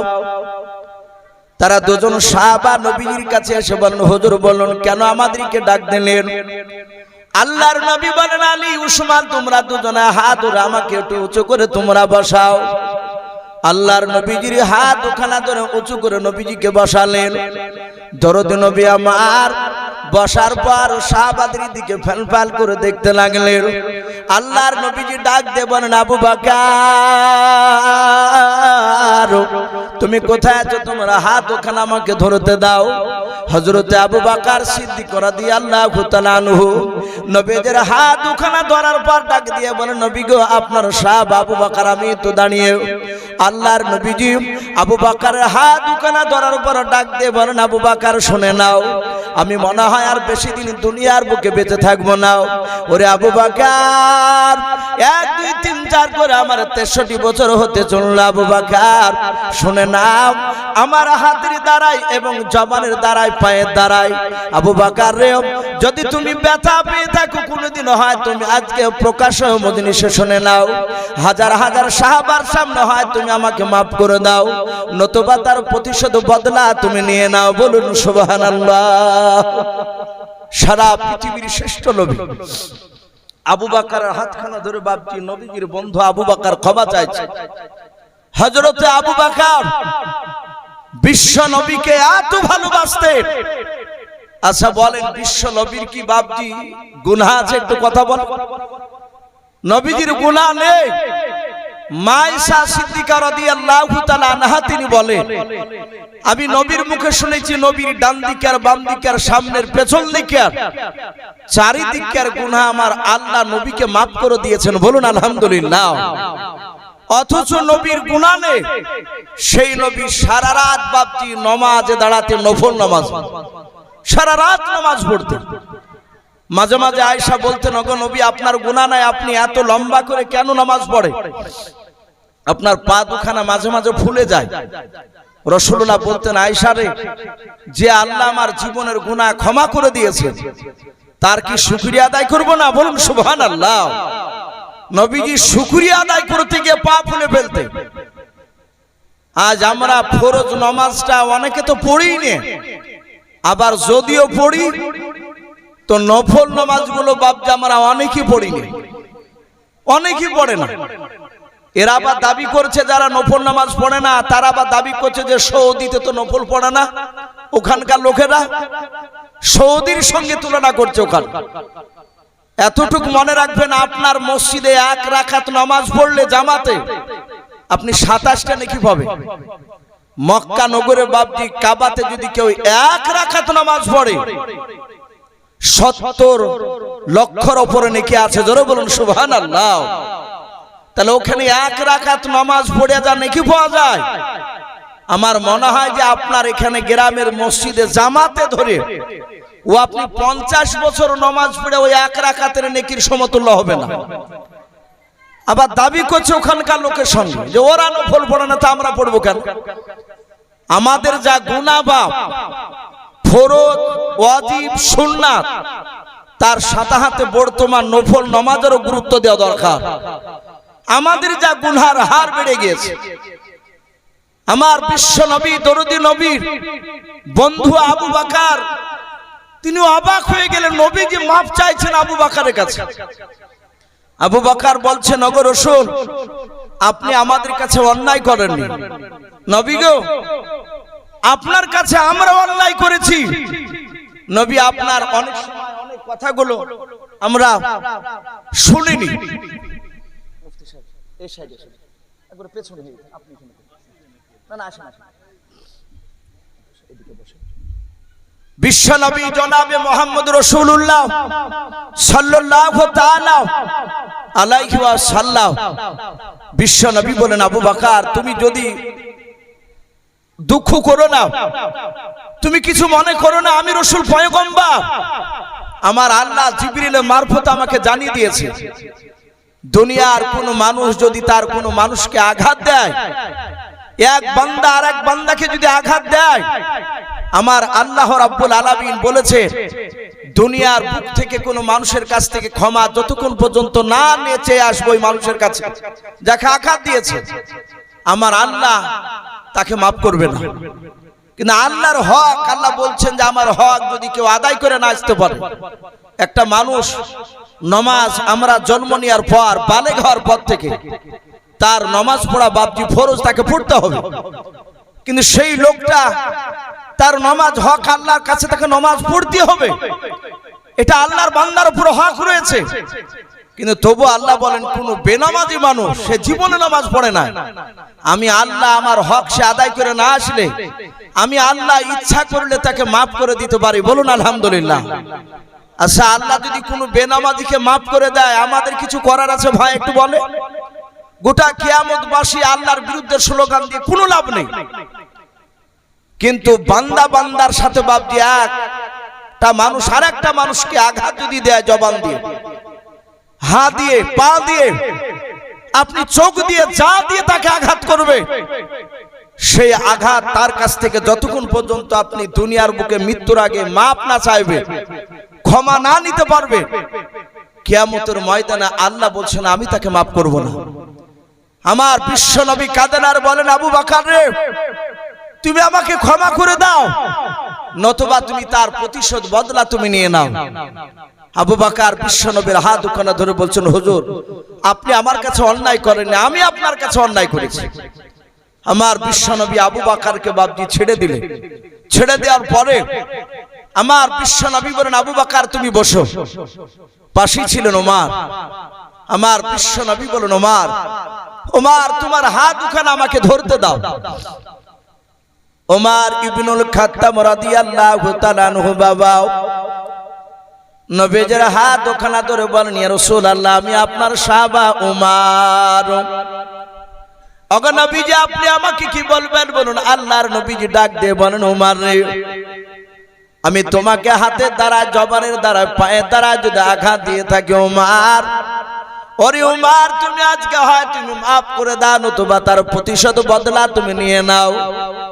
হযরত ওমর ফারুক রাদিয়াল্লাহু তাআলা আনহু বাবা আল্লাহর নবীজির হাত দুখানা বাপজি ছেড়ে দিয়ে নবীর পা দুখানা বাপজি পাজা মেরে জোরে ধরলেন। কাঁদেন আর বলেন, নবীজি চরম বেয়াদবি করে ফেলেছে নবী গাও। ওগো আল্লাহর নবীজি আপনি আমার কাছে কোনো অন্যায় করেন নাই, নবী আপনার কাছে আমি চরম বেয়াদবি করে ফেলেছিলাম। নবী সেই দিনের জন্য আমি আপনার কাছে মাপ চাই, আপনি আমাকে মাফ করে দেন। হযরত উরাইকা রাদিয়াল্লাহু তাআলা আনহু বলে একজন সাহাবা পাশেই দাঁড়িয়ে ছিলেন, উনিও কাঁদছেন। ওমরকে ডাক দিয়ে বলছেন, ওমর তুমি নবীকে এমন কি আঘাতজনক কথা বলেছিলে, এমন কি বেয়াদবি করেছিলে নবীর কাছে? হাদিসের কিতাবে পাওয়া যায় আমার বিশ্ব নবীর সামনে ওমর বসে থাকতেন, আরো সাহাবারা বসে থাকতেন। আমার রাসূল বলেন, আমি অনেক দিন লক্ষ্য করে দেখলাম ওমর রাসূলের চেহারার দিকে এমন ভাবে তাকাতেন, যতক্ষণ নবীর সামনে থাকতেন উনি, ততক্ষণ দ্বিতীয় অন্যদিকে বাপজি ওমর নজর ফিরাতেন না। একই ভাবে নবীর চেহারার দিকে চেয়ে থাকতেন, আর দুই চোখের কোনা দিয়ে ওমরের ঝরঝর করে পানি ঝরত। আমার বিশ্ব নবী বলতেন, ওমর রে, এই ওমর তুমি আমার দিকে অমন করেছে, কাঁদো কেন? ওমর বলতেন, ইয়া রাসূলুল্লাহ, এই চোখ দিয়ে আমি সর্বপ্রথম আপনাকে আমি চিনতে পেরেছিলাম না। ওগো নবী আপনি এত দামি নবী, তা আমি জানতাম না। আপনার উপর ঈমান আনার পর আমি জানতে পেরেছি আপনি কত বড়, আপনি পাওয়ারফুল নবী, কত বড় দামি নবী। তাই নবী আপনাকে দেখে আমি অন্যদিকে নজর আমি ফেরাতে পারি না। উরাইকা ডাক দিয়ে বলেছিল, ওমর তুমি এমন কি আঘাত দিয়েছিলে বলো। নবীর পা দুখানা ধরে ওমর কাঁদেন আর বলেন, হুজুর সেই দিন আমি আপনাকে মারতে গিয়েছিলাম। সকলেই বাপজি আপনারা শুনেছেন, আমার বিশ্ব নবীজির বাপজি সেই সময় যখন কোরআন নাজিল হয়েছিল, নবী নবুয়তের দায়িত্ব নিয়ে যখন কলমার দাওয়াত দিছিলেন, ওই সময় বেঈমানেরা আবু জেহেল, উতবা, সাইবা, এই কাফিররাও মক্কার সেই সময় তারা বড় বড় টাকা পয়সাওয়ালা মানুষ, তারা শক্তিশালী মানুষ, তাদেরকে মুরুল বলা হতো। তারা রাসূলের কোরআনের কথা তারা দেখেছে যে মুহাম্মদ সাল্লাল্লাহু আলাইহি ওয়াসাল্লামের কথা যারাই শুনে তারাই নবীওয়ালা হয়ে যায়। বলুন আলহামদুলিল্লাহ। তখন তারা বলতো, লা তাসমাউ লিহাযাল কুরআন, তোমরা খবরদার কোরআনের কথা মুহাম্মদ সাল্লাল্লাহু আলাইহি ওয়াসাল্লামের বাণী আর মুখ দিয়ে যে কোরআনটা বের হয় আল্লাহর উপর থেকে যে নাজিল হয় আল্লাহর কাছ থেকে কোরআনের কথা তার কাছ থেকে শোনো না। কাফেররা শুধু শুনতো না তো বটেই, আবু জেহেলরা বলতো যে কানে তুলি দিয়ে ঘুরবা, ওরা দুই কানে তুলে লাগিয়ে দিয়ে ঘুরতো। জানো মুহাম্মদ সাল্লাল্লাহু আলাইহি ওয়াসাল্লামের কথা এই মানুষের কানে যেন না পৌঁছায়। এখনো বাপজি এক শ্রেণীর মানুষেরা আছে তাবলিগ জামাত দেখলে দেইবন্দি বাপজি উলামায়ে দেইবন্দি যে জাল টুপি মুফতি সাহেবরা মাথা দিয়েছে, আমাদের এই রুমাল, এগুলো দেখলে কিছু মানুষের বাপজি গায়ে জ্বালা শুরু হয়ে যায়। অনেক জায়গাতে বাপজি মসজিদে তাবলিগ জামাত ঢুকতে দেয় না, আছে কি নাই কথা বল। ওরা বলে যে খ্রিস্টানের এরা দালাল, তাবলিগ জামাত এদেরকে বলে খ্রিস্টানের দালাল, এরা বাহির থেকে টাকা পায়। বাপজি আমার সোনা লালেরা, ওরা জানে যে তাবলিগ জামাত মসজিদে ঢুকতে দিলে ওরা আমাদের দলের লোক যদি তাবলিগের কাছে বসে তাহলে আমরা যে ভণ্ডা মুখে রেখাছি এগুলো জানতে পেরে যাবে। বাকিবিল্লাহ মেদিনীপুরের একজন আলেম রয়েছেন, বাকিবিল্লাহ দামাত বারাকাতুহুম আলিয়া, মুফতি সাহেবরা ভালো চিনেন, উনি আমার উস্তাদ। সুরুলিয়া মাদ্রাসা সেই সময় তিনি পড়াতেন, ওনার কাছে সারা আকাইদ পড়েছে। উনি এই আখিরিগঞ্জ এলাকায় একটা জালসায় গিয়েছিলেন, ওনাকে প্রশ্ন করেছে, হুজুর তাবলিগ লোকেরা তারা তো টাকা পায় খ্রিস্টানে, তাই তারা বাড়িতে বউ ছেলে ছেড়ে তারা মাসের মাস বছর পর্যন্ত তাবলিগ করে বেড়ায়। উনি কাগজটা পড়ে নিয়ে এভাবে বললেন, আপনারা বলুন সবচেয়ে কার সন্তান বেটা ছেলে বেশি আছে এখানে হাত তুলে। অনেক লোক বাপজি তারা হাত তুলে বলল আমার 8 ছেলে, কে বলছে 6টা ছেলে। তো বলে আচ্ছা আপনার যদি 6টা ছেলে হয় সবাই কি চাকরি করে? বলে না। বলে আপনার মন চায় না যে আপনার ছেলেরা চাকরি করুক? বলে হ্যাঁ করুক। চাকরি মানে যে টাকা মাসিক পাবে, তার বর্ষা হলে মাপ নাই, তাই তো এই জন্য চাকরি গুরুত্বটা বেশি, ওর মার মহিম নাই। তো বলে আপনার মন চায় না? বলে হ্যাঁ। বলে চাকরি নিতে গেলে একটা ডিগ্রি লাগে, কমসে কম না হলো ছোটখাটো চাকরি না হলে মাধ্যমিক লাগবে পাস। তা আপনার ছেলে কি সবাই মাধ্যমিক? বলে না। বলে কে পাট ধয়, কে রাজমিস্ত্রি, কে হয়তো 4 পড়েছে, কেউ পড়েনি। তাহলে শোনেন, তাবলিগে পাঠিয়ে দেন আপনার ছেলেকে, যদি 10,000 করে যদি খ্রিস্টানে যদি বেতন দেয় তাহলে আপনার 6 ছেলে যদি যায় 6 10 60,000 পাবে। আর এমন তো ভারী কাজ না, এই মসজিদ থেকে ওই মসজিদে, ওই মসজিদ থেকে ওই মসজিদে, একটা থালা, একটা গিলাস, 2.5 কেজি চাল, আর একটা বালিশ আর একটা ক্যাথা, খুব জোর ওজন হলে না 10 কেজি হবে টোটাল মিলিয়ে। তাহলে 10 কেজি বহালে তো অসুবিধা নাই। তাহলে আপনার 10টা ছেলেকে আপনি পাঠিয়ে দেন, এই 6টা ছেলেকে। যদি তারা তাবলিগ ঘুরে এসে যদি তারা বলে যে হ্যাঁ টাকা পাওয়া যায়, বাকিবিল্লাহ সাহেব বললেন যে সেই সময় আপনি এসে যা বলবেন আমি তাই মেনে নেব। ওখানকার একটা মাস্টার মশাই তিনি চলে গিয়েছিলেন জামাতে, গিয়ে 10 দিনকার ছুটি নিয়ে গিয়ে বাপজি এক চিল্লা মারিয়ে আসছে। এসে বলছেন যারা প্রচার করে যে খ্রিস্টানে টাকা পায় এরা সব বদমাইশ মিথ্যাবাদী, এরা টাকা পায় না, নিজের টাকা খরচ করে যায়। এতে যদি কেউ মসজিদে যদি কেউ খেতে দেয় তাই খায়। ওখানে বাপজি অনেক তাবলিগওয়ালা হয়েছে, এটা রাসূলের জামানায় ছিল। আবু জেহেলরা বেঈমানেরা বলতো যে নবীর কাছে যেও না, নবীর কথা শুনো না।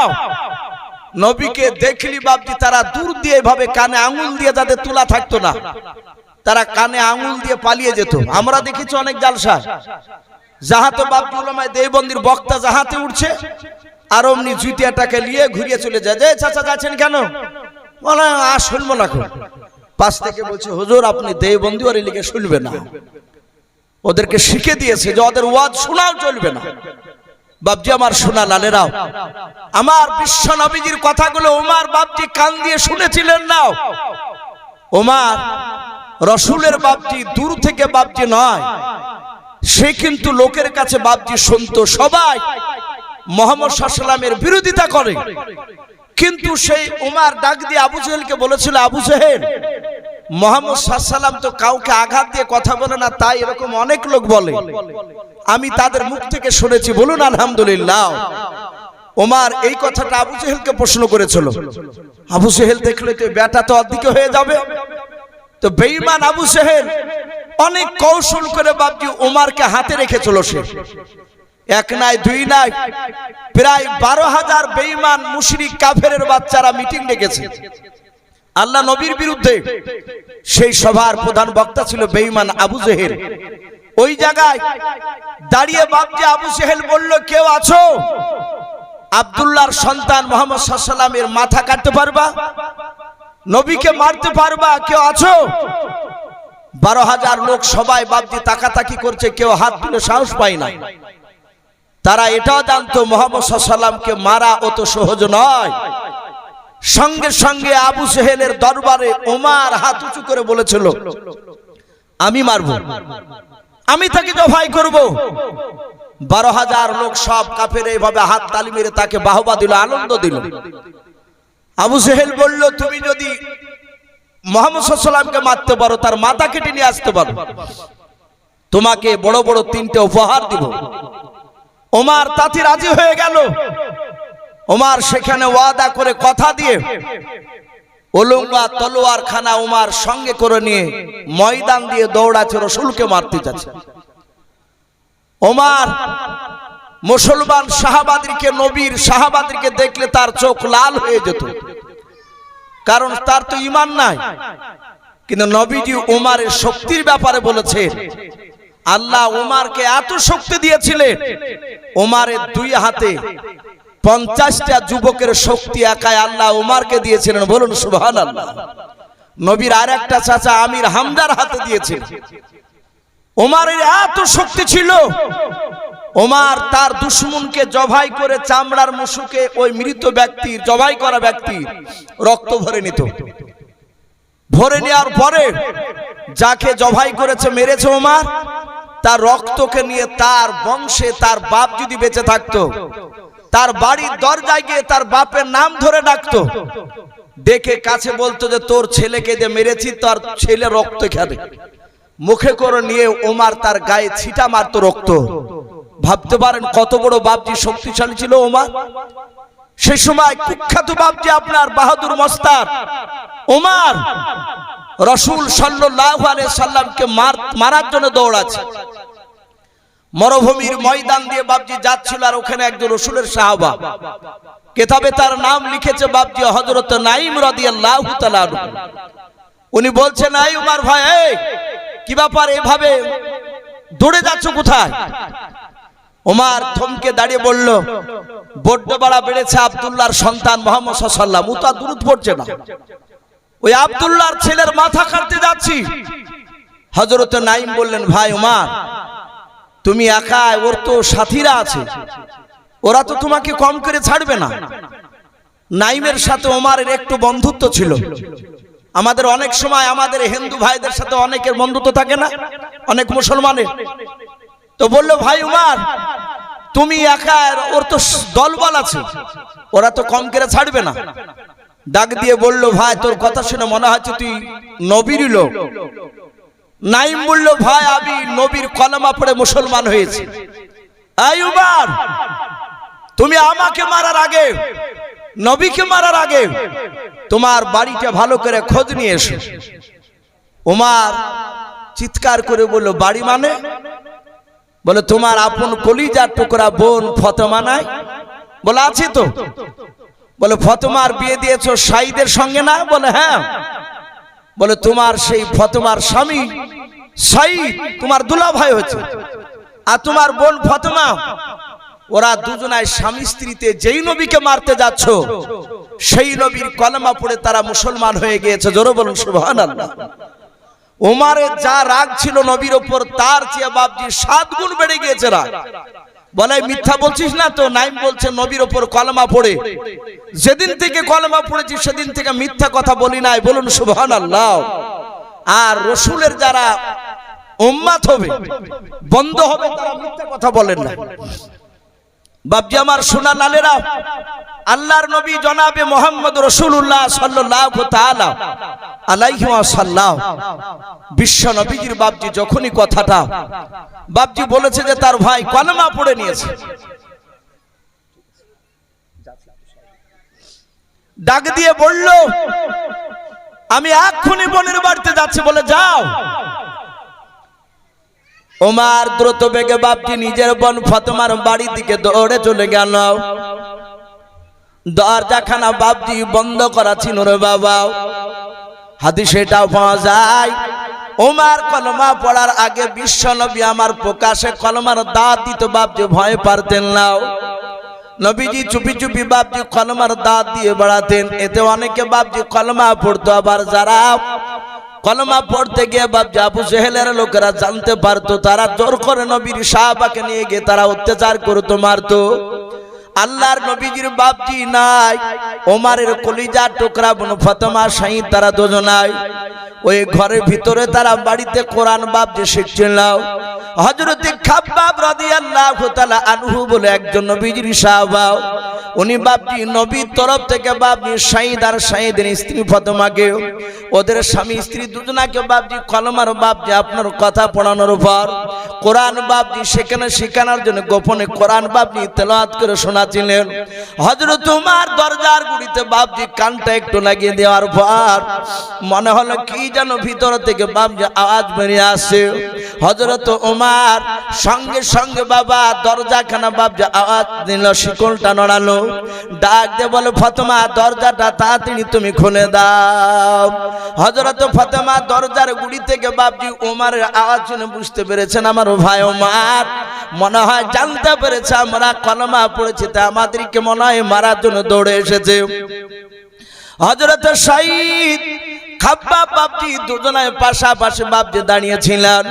ফাতেমা ডাক দিয়ে বলেছিল, আমার খাব্বাব ভাই এখনই কোরআনটা নিয়ে তুমি আড়ালে চলে যাও, কারণ আমার ভাই ওমর কোরআনকে চিনে না, হয়তো এসে ঘরে এসে তোমার কোরআনটাকে নিয়ে হয়তো টান মেরে ছুঁড়ে ফেলে দিতে পারে।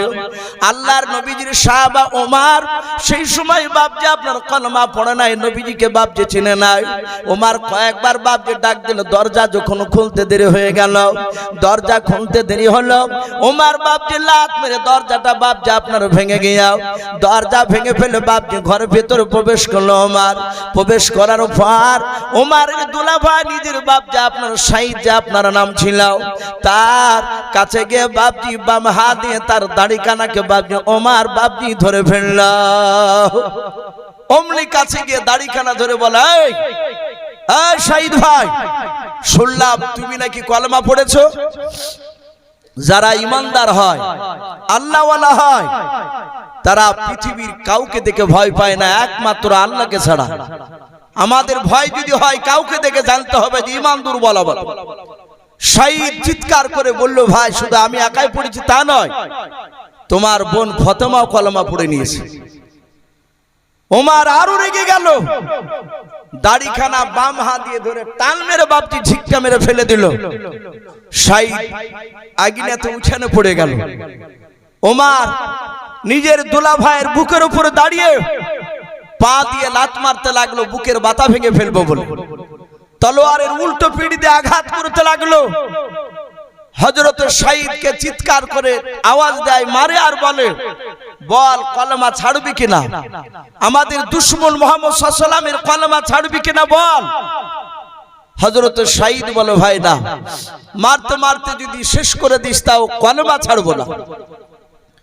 ওমর বারবার বাপজি মারতে লাগলো।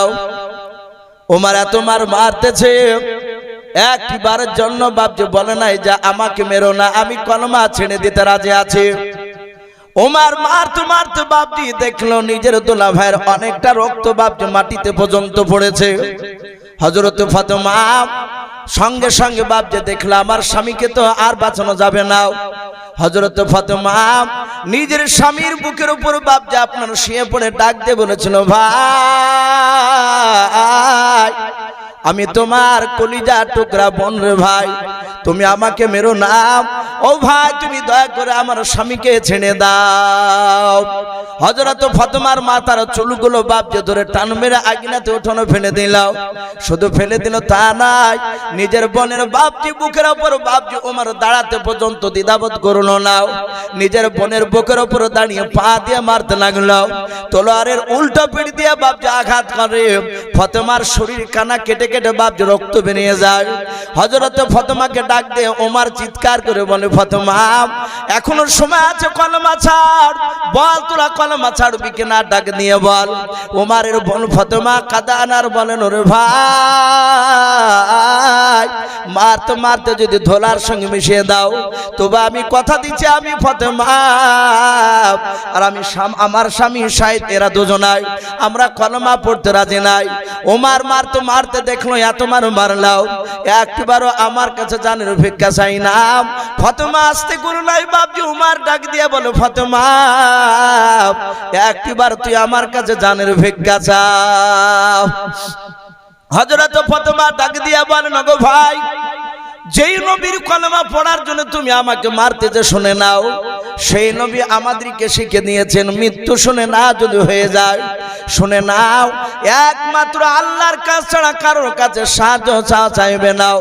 যাতে বাপনি এই কথাটা যখন বলা হলো, বলে আমি আল্লাহ ছাড়া কারো কাছে সাহায্য চাই না। ওরে ওমর, তুমি মারতে মারতে তুমি মেরে ফেলো আমাদের, তবু তোমার কাছে জানের ভিক্ষা চাই নাও। ওমর বাপজি দেখলো এত মারলাম, আমার ফাতেমা বোনকে আর শাহিদ ভাইকে এমন কি জাদু করেছে, সেই মুহাম্মদ সাল্লাল্লাহু ডাক দিয়ে বলেছিল, বোন ফাতেমা আমি দরজার গুঁড়িতে এসে কানটা যখন লাগিয়েছিলাম, কে যেন পড়ছিল ইন্নী আনাল্লাহ, কে যেন কি যেন জোর দিয়ে পড়ছিলাম। হযরত ফাতেমা ডাক দিয়ে বলেন, ভাই তুমি দরজার গুঁড়িতে দাঁড়িয়ে শুনতে পেয়েছিলে? বলে হ্যাঁ, ওটা কোরআনুল কারীম পড়ছিল খাব্বাব বলে একজন সাহাবা, আমরা কোরআন শিখছিলাম। ডাক দিয়ে বলে, বোন তাড়াতাড়ি একটু পড়, একটু শুনে। আমি ডাক দিয়ে বলেন, ভাই তোমার কাছে এখন এই মুহূর্তে নিয়ে আসা হবে না। বলে কেন? বলে তুমি হয়তো কোরআনটা টান মেরে ফেলে দেবা। বলে ফেলবো না। বোনের একটু দে, আমাকে দে, আমি দেখতে দেখবো। ডাক দিয়ে বলেছিল তোমার হাতে স্পর্শ করতে দেওয়া হবে না। বলে কেন হবে না? বলে তুমি অপবিত্র অবস্থায় আছো, তুমি নাপাক অবস্থায় আছো। বলে বোন রে তুমি দূর থেকে পড়ো, আমি একটু দূর থেকে শুনবো। খাব্বাব রাদিয়াল্লাহু তাআলা আনহু তিনি বেরিয়ে আসার উপর ডাক দিয়ে বলেন, ভাই ওমর শুনে না, গতকালকে নবীজির পেছনে আমি আসর নামাজ পড়েছিলাম, শুনে নাও। নবী আমার আসর নামাজ পড়ে, ওরে উমর তোমার জন্য আর আবু জেহেলের জন্য আমার আল্লাহ কয়েকবার দোয়া করেছেন, বলুন সুবহানাল্লাহ। আমার মনে হয় তোমার দোয়াটা কবুল হয়ে গিয়েছে। হযরত ওমরের সামনে বাপজি খাব্বাব কয়েকটা বাপজি আয়াত পড়লেন, কেউ বলেছেন সূরা তওবা, কেউ বলেছেন সূরা তাহার। ওমর ডাক দিয়ে বলল, বলরে এত সুন্দর বাণী পালি কোথায়?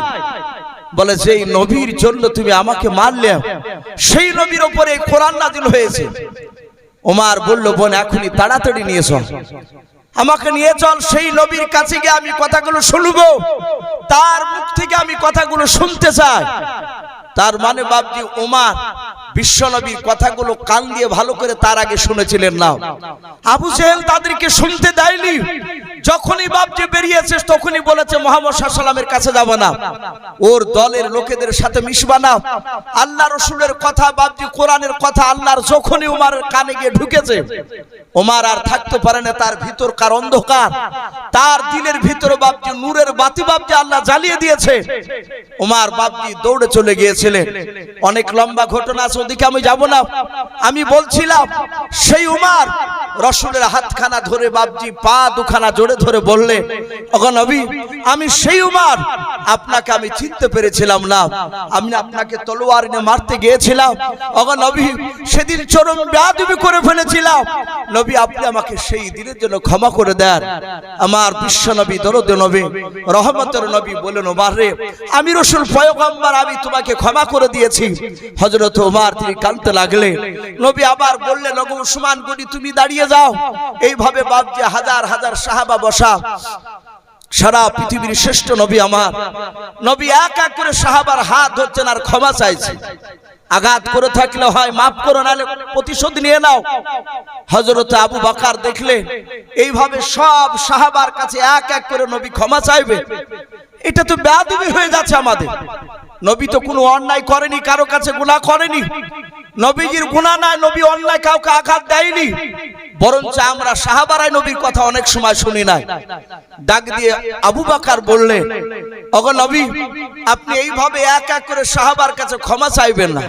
নবী গো, আমি আবু বকর, সবারই তরফ থেকে আবু বকর আমি, যেহেতু সব সাহাবা আমাকে বড় বলে মানে, ওগো রাসূল, আমি আবু বকর সাহাবা, প্রতিটা সাহাবার পক্ষ থেকে আমি আপনাকে মাফ করে দিলাম। ওগো নবী, আপনি আমাদের সকল সাহাবাকে আপনি অন্তর থেকে মাফ করে দেন। আল্লাহর নবী বলেন, আবু বকর, আমি সবাইকে মাফ করে দিলাম, তুমিও মাফ করে না? বলে হ্যাঁ। হযরত নবী যখন মাফ করে দিলাম বললেন, সঙ্গে সঙ্গে বাবা পেছন দিকে আরেকজন বাপ যে সাহাবা ছিল, বিশিষ্ট সাহাবা, जिनार नाम किताबे एसेছে বাবনে সাদ ইবনে আবি ওয়াক্কাস রাদিয়াল্লাহু তাআলা আনহু, বাবনে হাই র‍্যাঙ্কের দামি সাহাবা। ওই সাহাবা পেছন দিক থেকে চিৎকার করে ডাক দিয়ে বলেছিলেন, ইয়া রাসূলুল্লাহ, ইয়া হাবিবাল্লাহ, সমস্ত সাহাবারা ওমরকে maaf করে দেওয়ার জন্য দায়িত্ব দিতে পারে আপনার সামনে, কিন্তু আমি সাদ ইবনে আবি ওয়াক্কাস, আমি আপনাকে অতক্ষণ পর্যন্ত আমি ক্ষমা করব না, মাফ করব না। নবী গো, যতক্ষণ পর্যন্ত আমি আপনাকে নিজ হাতে আমি মেরে প্রতিশোধ না নিতে পারবো, জোরে বলুন সুবহানাল্লাহ। নবীকে মারবো বলেছে সাদ ইবনে আবি ওয়াক্কাস। সব সাহাবা আশ্চর্য হয়ে গেলেন।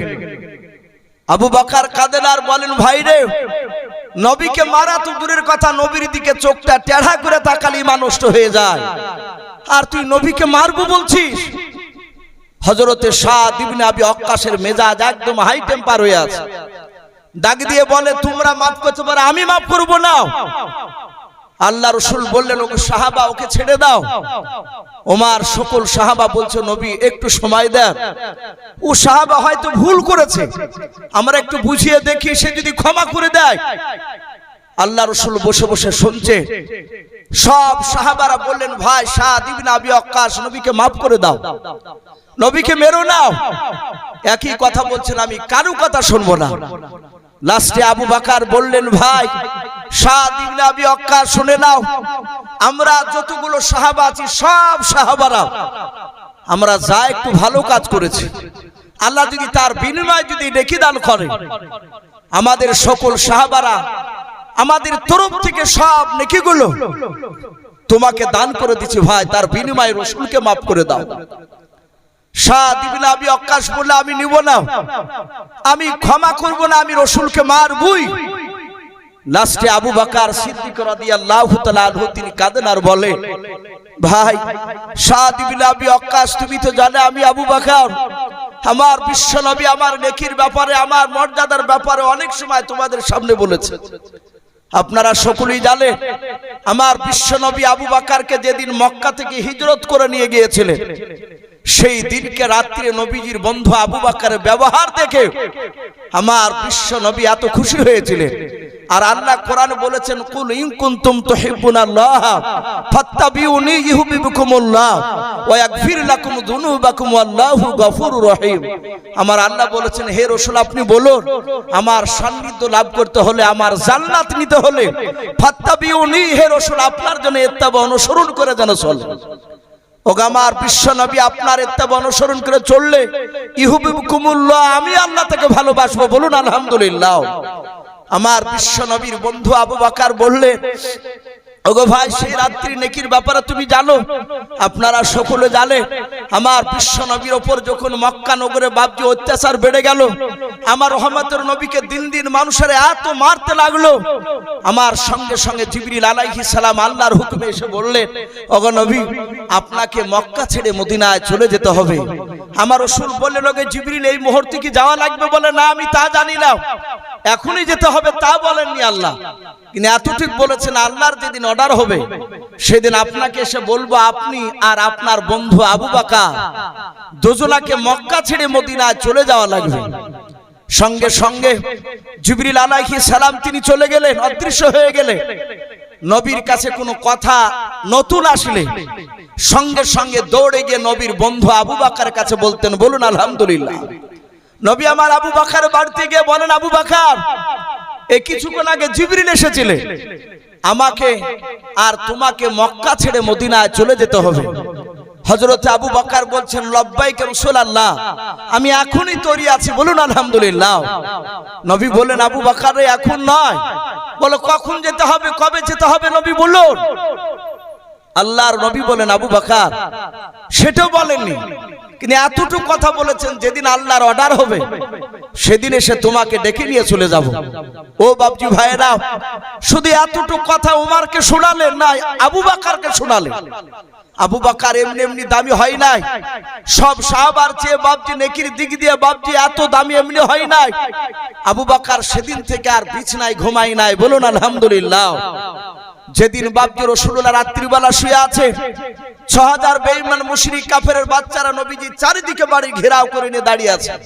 নবী সেদিন বেরোলেই রাসূলকে জবাই করবে। জিবরিল আলাইহিস সালাম এসে বললেন, আসসালামু করো, আসসালামু আলাইকা ইয়া রাসূলুল্লাহ। নবী সালামের উত্তর দিয়ে বলেন, জিবরিল ভাই এত রাত্রিতে গেল? বলে, নবী আপনাকে এখনই মক্কা ছেড়ে মদিনা যাওয়া লাগবে। আল্লাহর নবীজি ডাক দিয়ে বলেন, ওরে জিবরিল ভাই এখনই যাওয়া লাগবে? বলে, হ্যাঁ। বলে, নবী আপনি দেখতে চান আপনার বাড়ির চারিদিকে কারা দাঁড়িয়ে আছে? আল্লাহ রাসূলের হাতখানা ধরে জিবরিল আলাইহিস সালাম আগুনাতে উঠোনে নিয়ে গিয়ে বাপজি দাঁড় করে দিলেন। বলে, নবী আপনি চারিদিকে তাকে দেখো। নবীজি তাকে দেখলেন, ৬০০০ বেঈমান মুশরিক কাফেরের বাচ্চারাও নবীর চারিদিকে গণ করে বাপজি ঘেরাও করে নিয়ে দাঁড়িয়ে আছে। নবী বলেন, জিবরিল ভাই এখন আমি কেমন করে এখান থেকে বেরিয়ে যাব তুমি বলে দাও।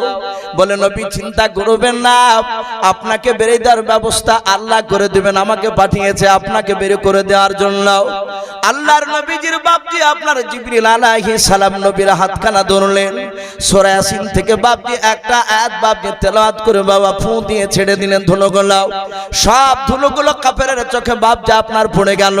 তারা তলোয়ার রেখে দিয়ে চোখ মচলাতে বাপজি শুরু করলো। আল্লাহর নবীজির বিছানায় নবীজির জামাই আলী রাদিয়াল্লাহু তাআলা আনহুকে বিছানায় শুয়ে দিয়ে বাবা আবু জেহেল আর সাইবা, কেউ বলেছেন আবু জেহেল আর উদবা, এরা দুজনা পাশাপাশি ছিল। ওদের পা দিয়ে আল্লাহর নবীজিকে বাপজি বের করে দিলেন। আল্লাহর নবীজি যাওয়ার পর আস্তে করে বাপজি আবু বকরের বাড়ির দরজায় গিয়ে ডাক দিয়ে বলেছেন, আবু বকর। কেউ বলেছেন শুধু আবু শব্দটা বের করেছিলেন। সঙ্গে সঙ্গে বাপজি লব্বাইক রাসূলুল্লাহ বলে আবু বকর বাপজি ঝাঁপ দিয়ে দিলেন। নবী আমার দেখলেন আবু বকর মাথায় একটা পোটলা আছে। আল্লাহর নবীজি আশ্চর্য হয়ে বলেন, আবু বকর, ওরে আবু বকর তোমার মাথার পোটলা কেন, তুমি একটু বলাও। বলে, নবী গো মক্কা ছেড়ে মদিনা যেতে গেলে কিছু খাবারের প্রয়োজন হতে পারে। নবী গো খাবার দোকান আনতে গেলে লোকেরা দেখে নেবে, বেঈমান আবু জেহেলের কাফেরের লোকেরা তারা ধরে নিয়ে গিয়ে আপনাকে মারবে, আমাকে মারবে। নবী গো তাই খাবার কিছু আপনার পোটলাতে বেঁধে নিয়েছে। নবী গো পোটলাটা একটু ভারী আছে, এই পোটলার ভিতরে একটা গাদলা পর্যন্ত রাখা আছে। আল্লাহর নবী বলেন, আবু বকর ওই গাদলাটা কেন তুমি সঙ্গে নিয়েছো মাথার উপরে বলাও। বলে, নবী গো আপনি হাঁটাহাঁটি করে শরীর ক্লান্ত হয়ে যাবেন, ওগো নবী আপনি আরাম করতে যাবেন, ওই সময় গাদলাটা বিছিয়ে দেব, নবী গাদলার উপরে আপনি আরাম করবেন।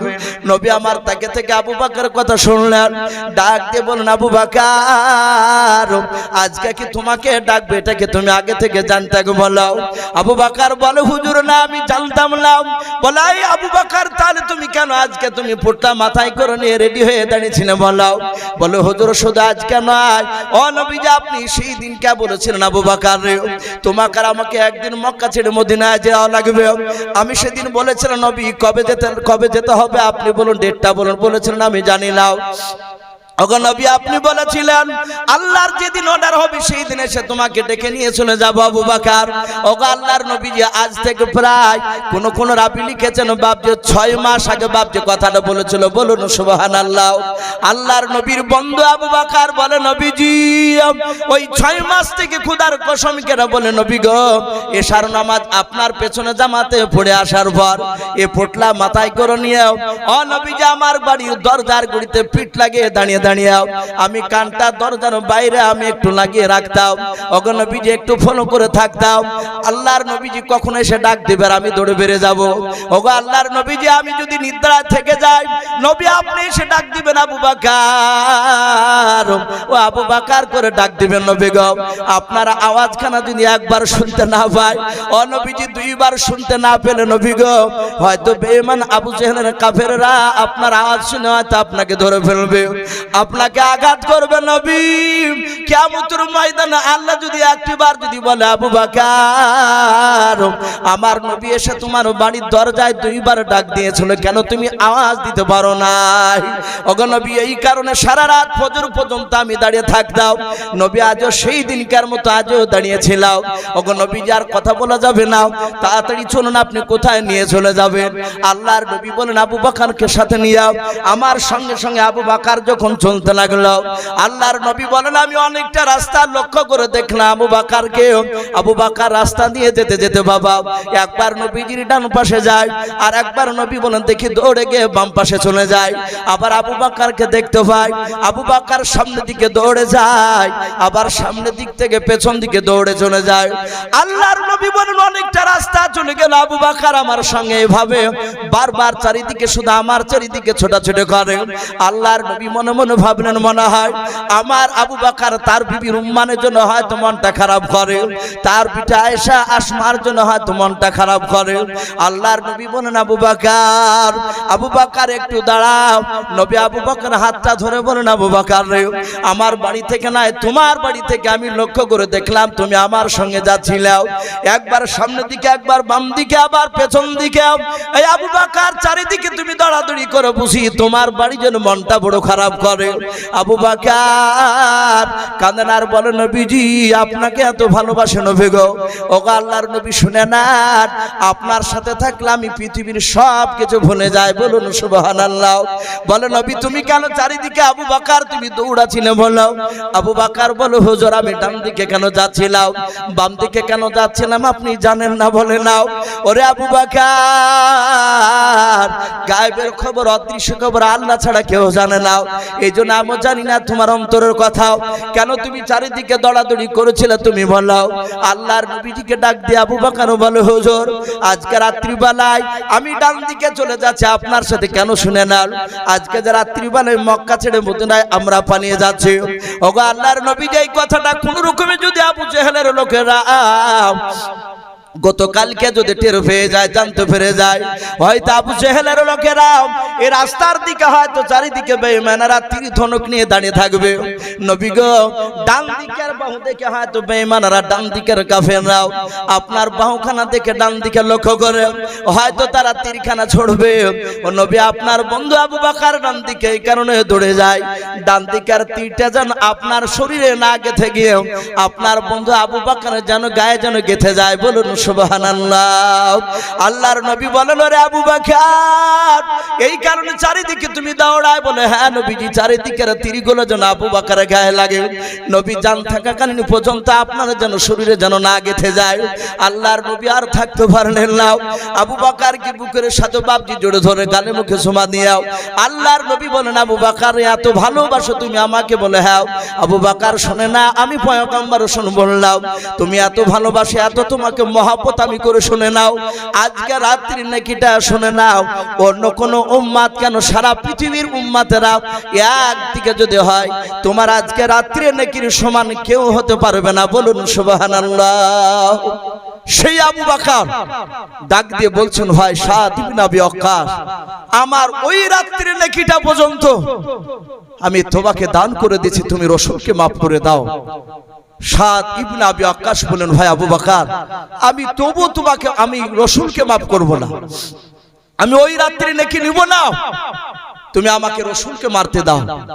নবী বলেন আবু বকর ওকে ছেড়ে দাও, যদি তোমরা ওকে জোর করে যদি ক্ষমা চেয়ে নাও হয়তো আল্লাহ কিয়ামতের ময়দানে এটা আমাকে প্রশ্ন করতে পারে তুমি তোমার সাহাবাকে দিয়ে জোর করে তুমি ক্ষমা করে নিয়েছো, তোমাকে মারবো বলছিল, মারতে দাওনি। সেদিন আমি কিয়ামতের ময়দানে জান্নাত যেতে গিয়ে আটকা পড়ে যাব। কিয়ামতের ময়দানে তো সূক্ষ্ম বিচার হবে সেদিন। হে আমার আবু বকর, ওর প্রতিশোধ নিতে দাও। বাপজি আমার সোনা লালেরা, আবু বকর সিদ্দিক রাদিয়াল্লাহু তাআলা আনহু সকলে দাঁড়িয়ে গেলেন। আমার রহমতের নবী দাঁড়িয়ে ডাক দিয়ে বললেন, ওরে সাদ ইবনে আবি ওয়াক্কাস, তুমি যে আমাকে মারবো বলছো, আচ্ছা তুমি কি দিয়ে মারবা? বলে, হুজুর, যে চাবুকটা দিয়ে আপনি আমাকে মেরেছিলেন, একদিন উটের পিঠে চেপেছিলেন আর আমি উটের লাগাম ধরে ধরে যাচ্ছিলাম, আপনার ডান হাতে চাবুক ছিল, চাবুক দিয়ে উটের পায়ে মারতে গিয়ে উটের পায়ে না লেগে আমার এই কাঁধে লেগেছিল। হে নবী, আমিও আপনার কাঁধে মারতে চাই। ওই চাবুকখানা আমার বাড়িতে রাখা আছে, আমি যত্ন করে রেখেছি। বাপজি আমার রাসূল বললেন, যাও সাদ ইবনে আবি ওয়াক্কাস, তুমি যাও দৌড়ে চাবুকখানা নিয়ে এসো।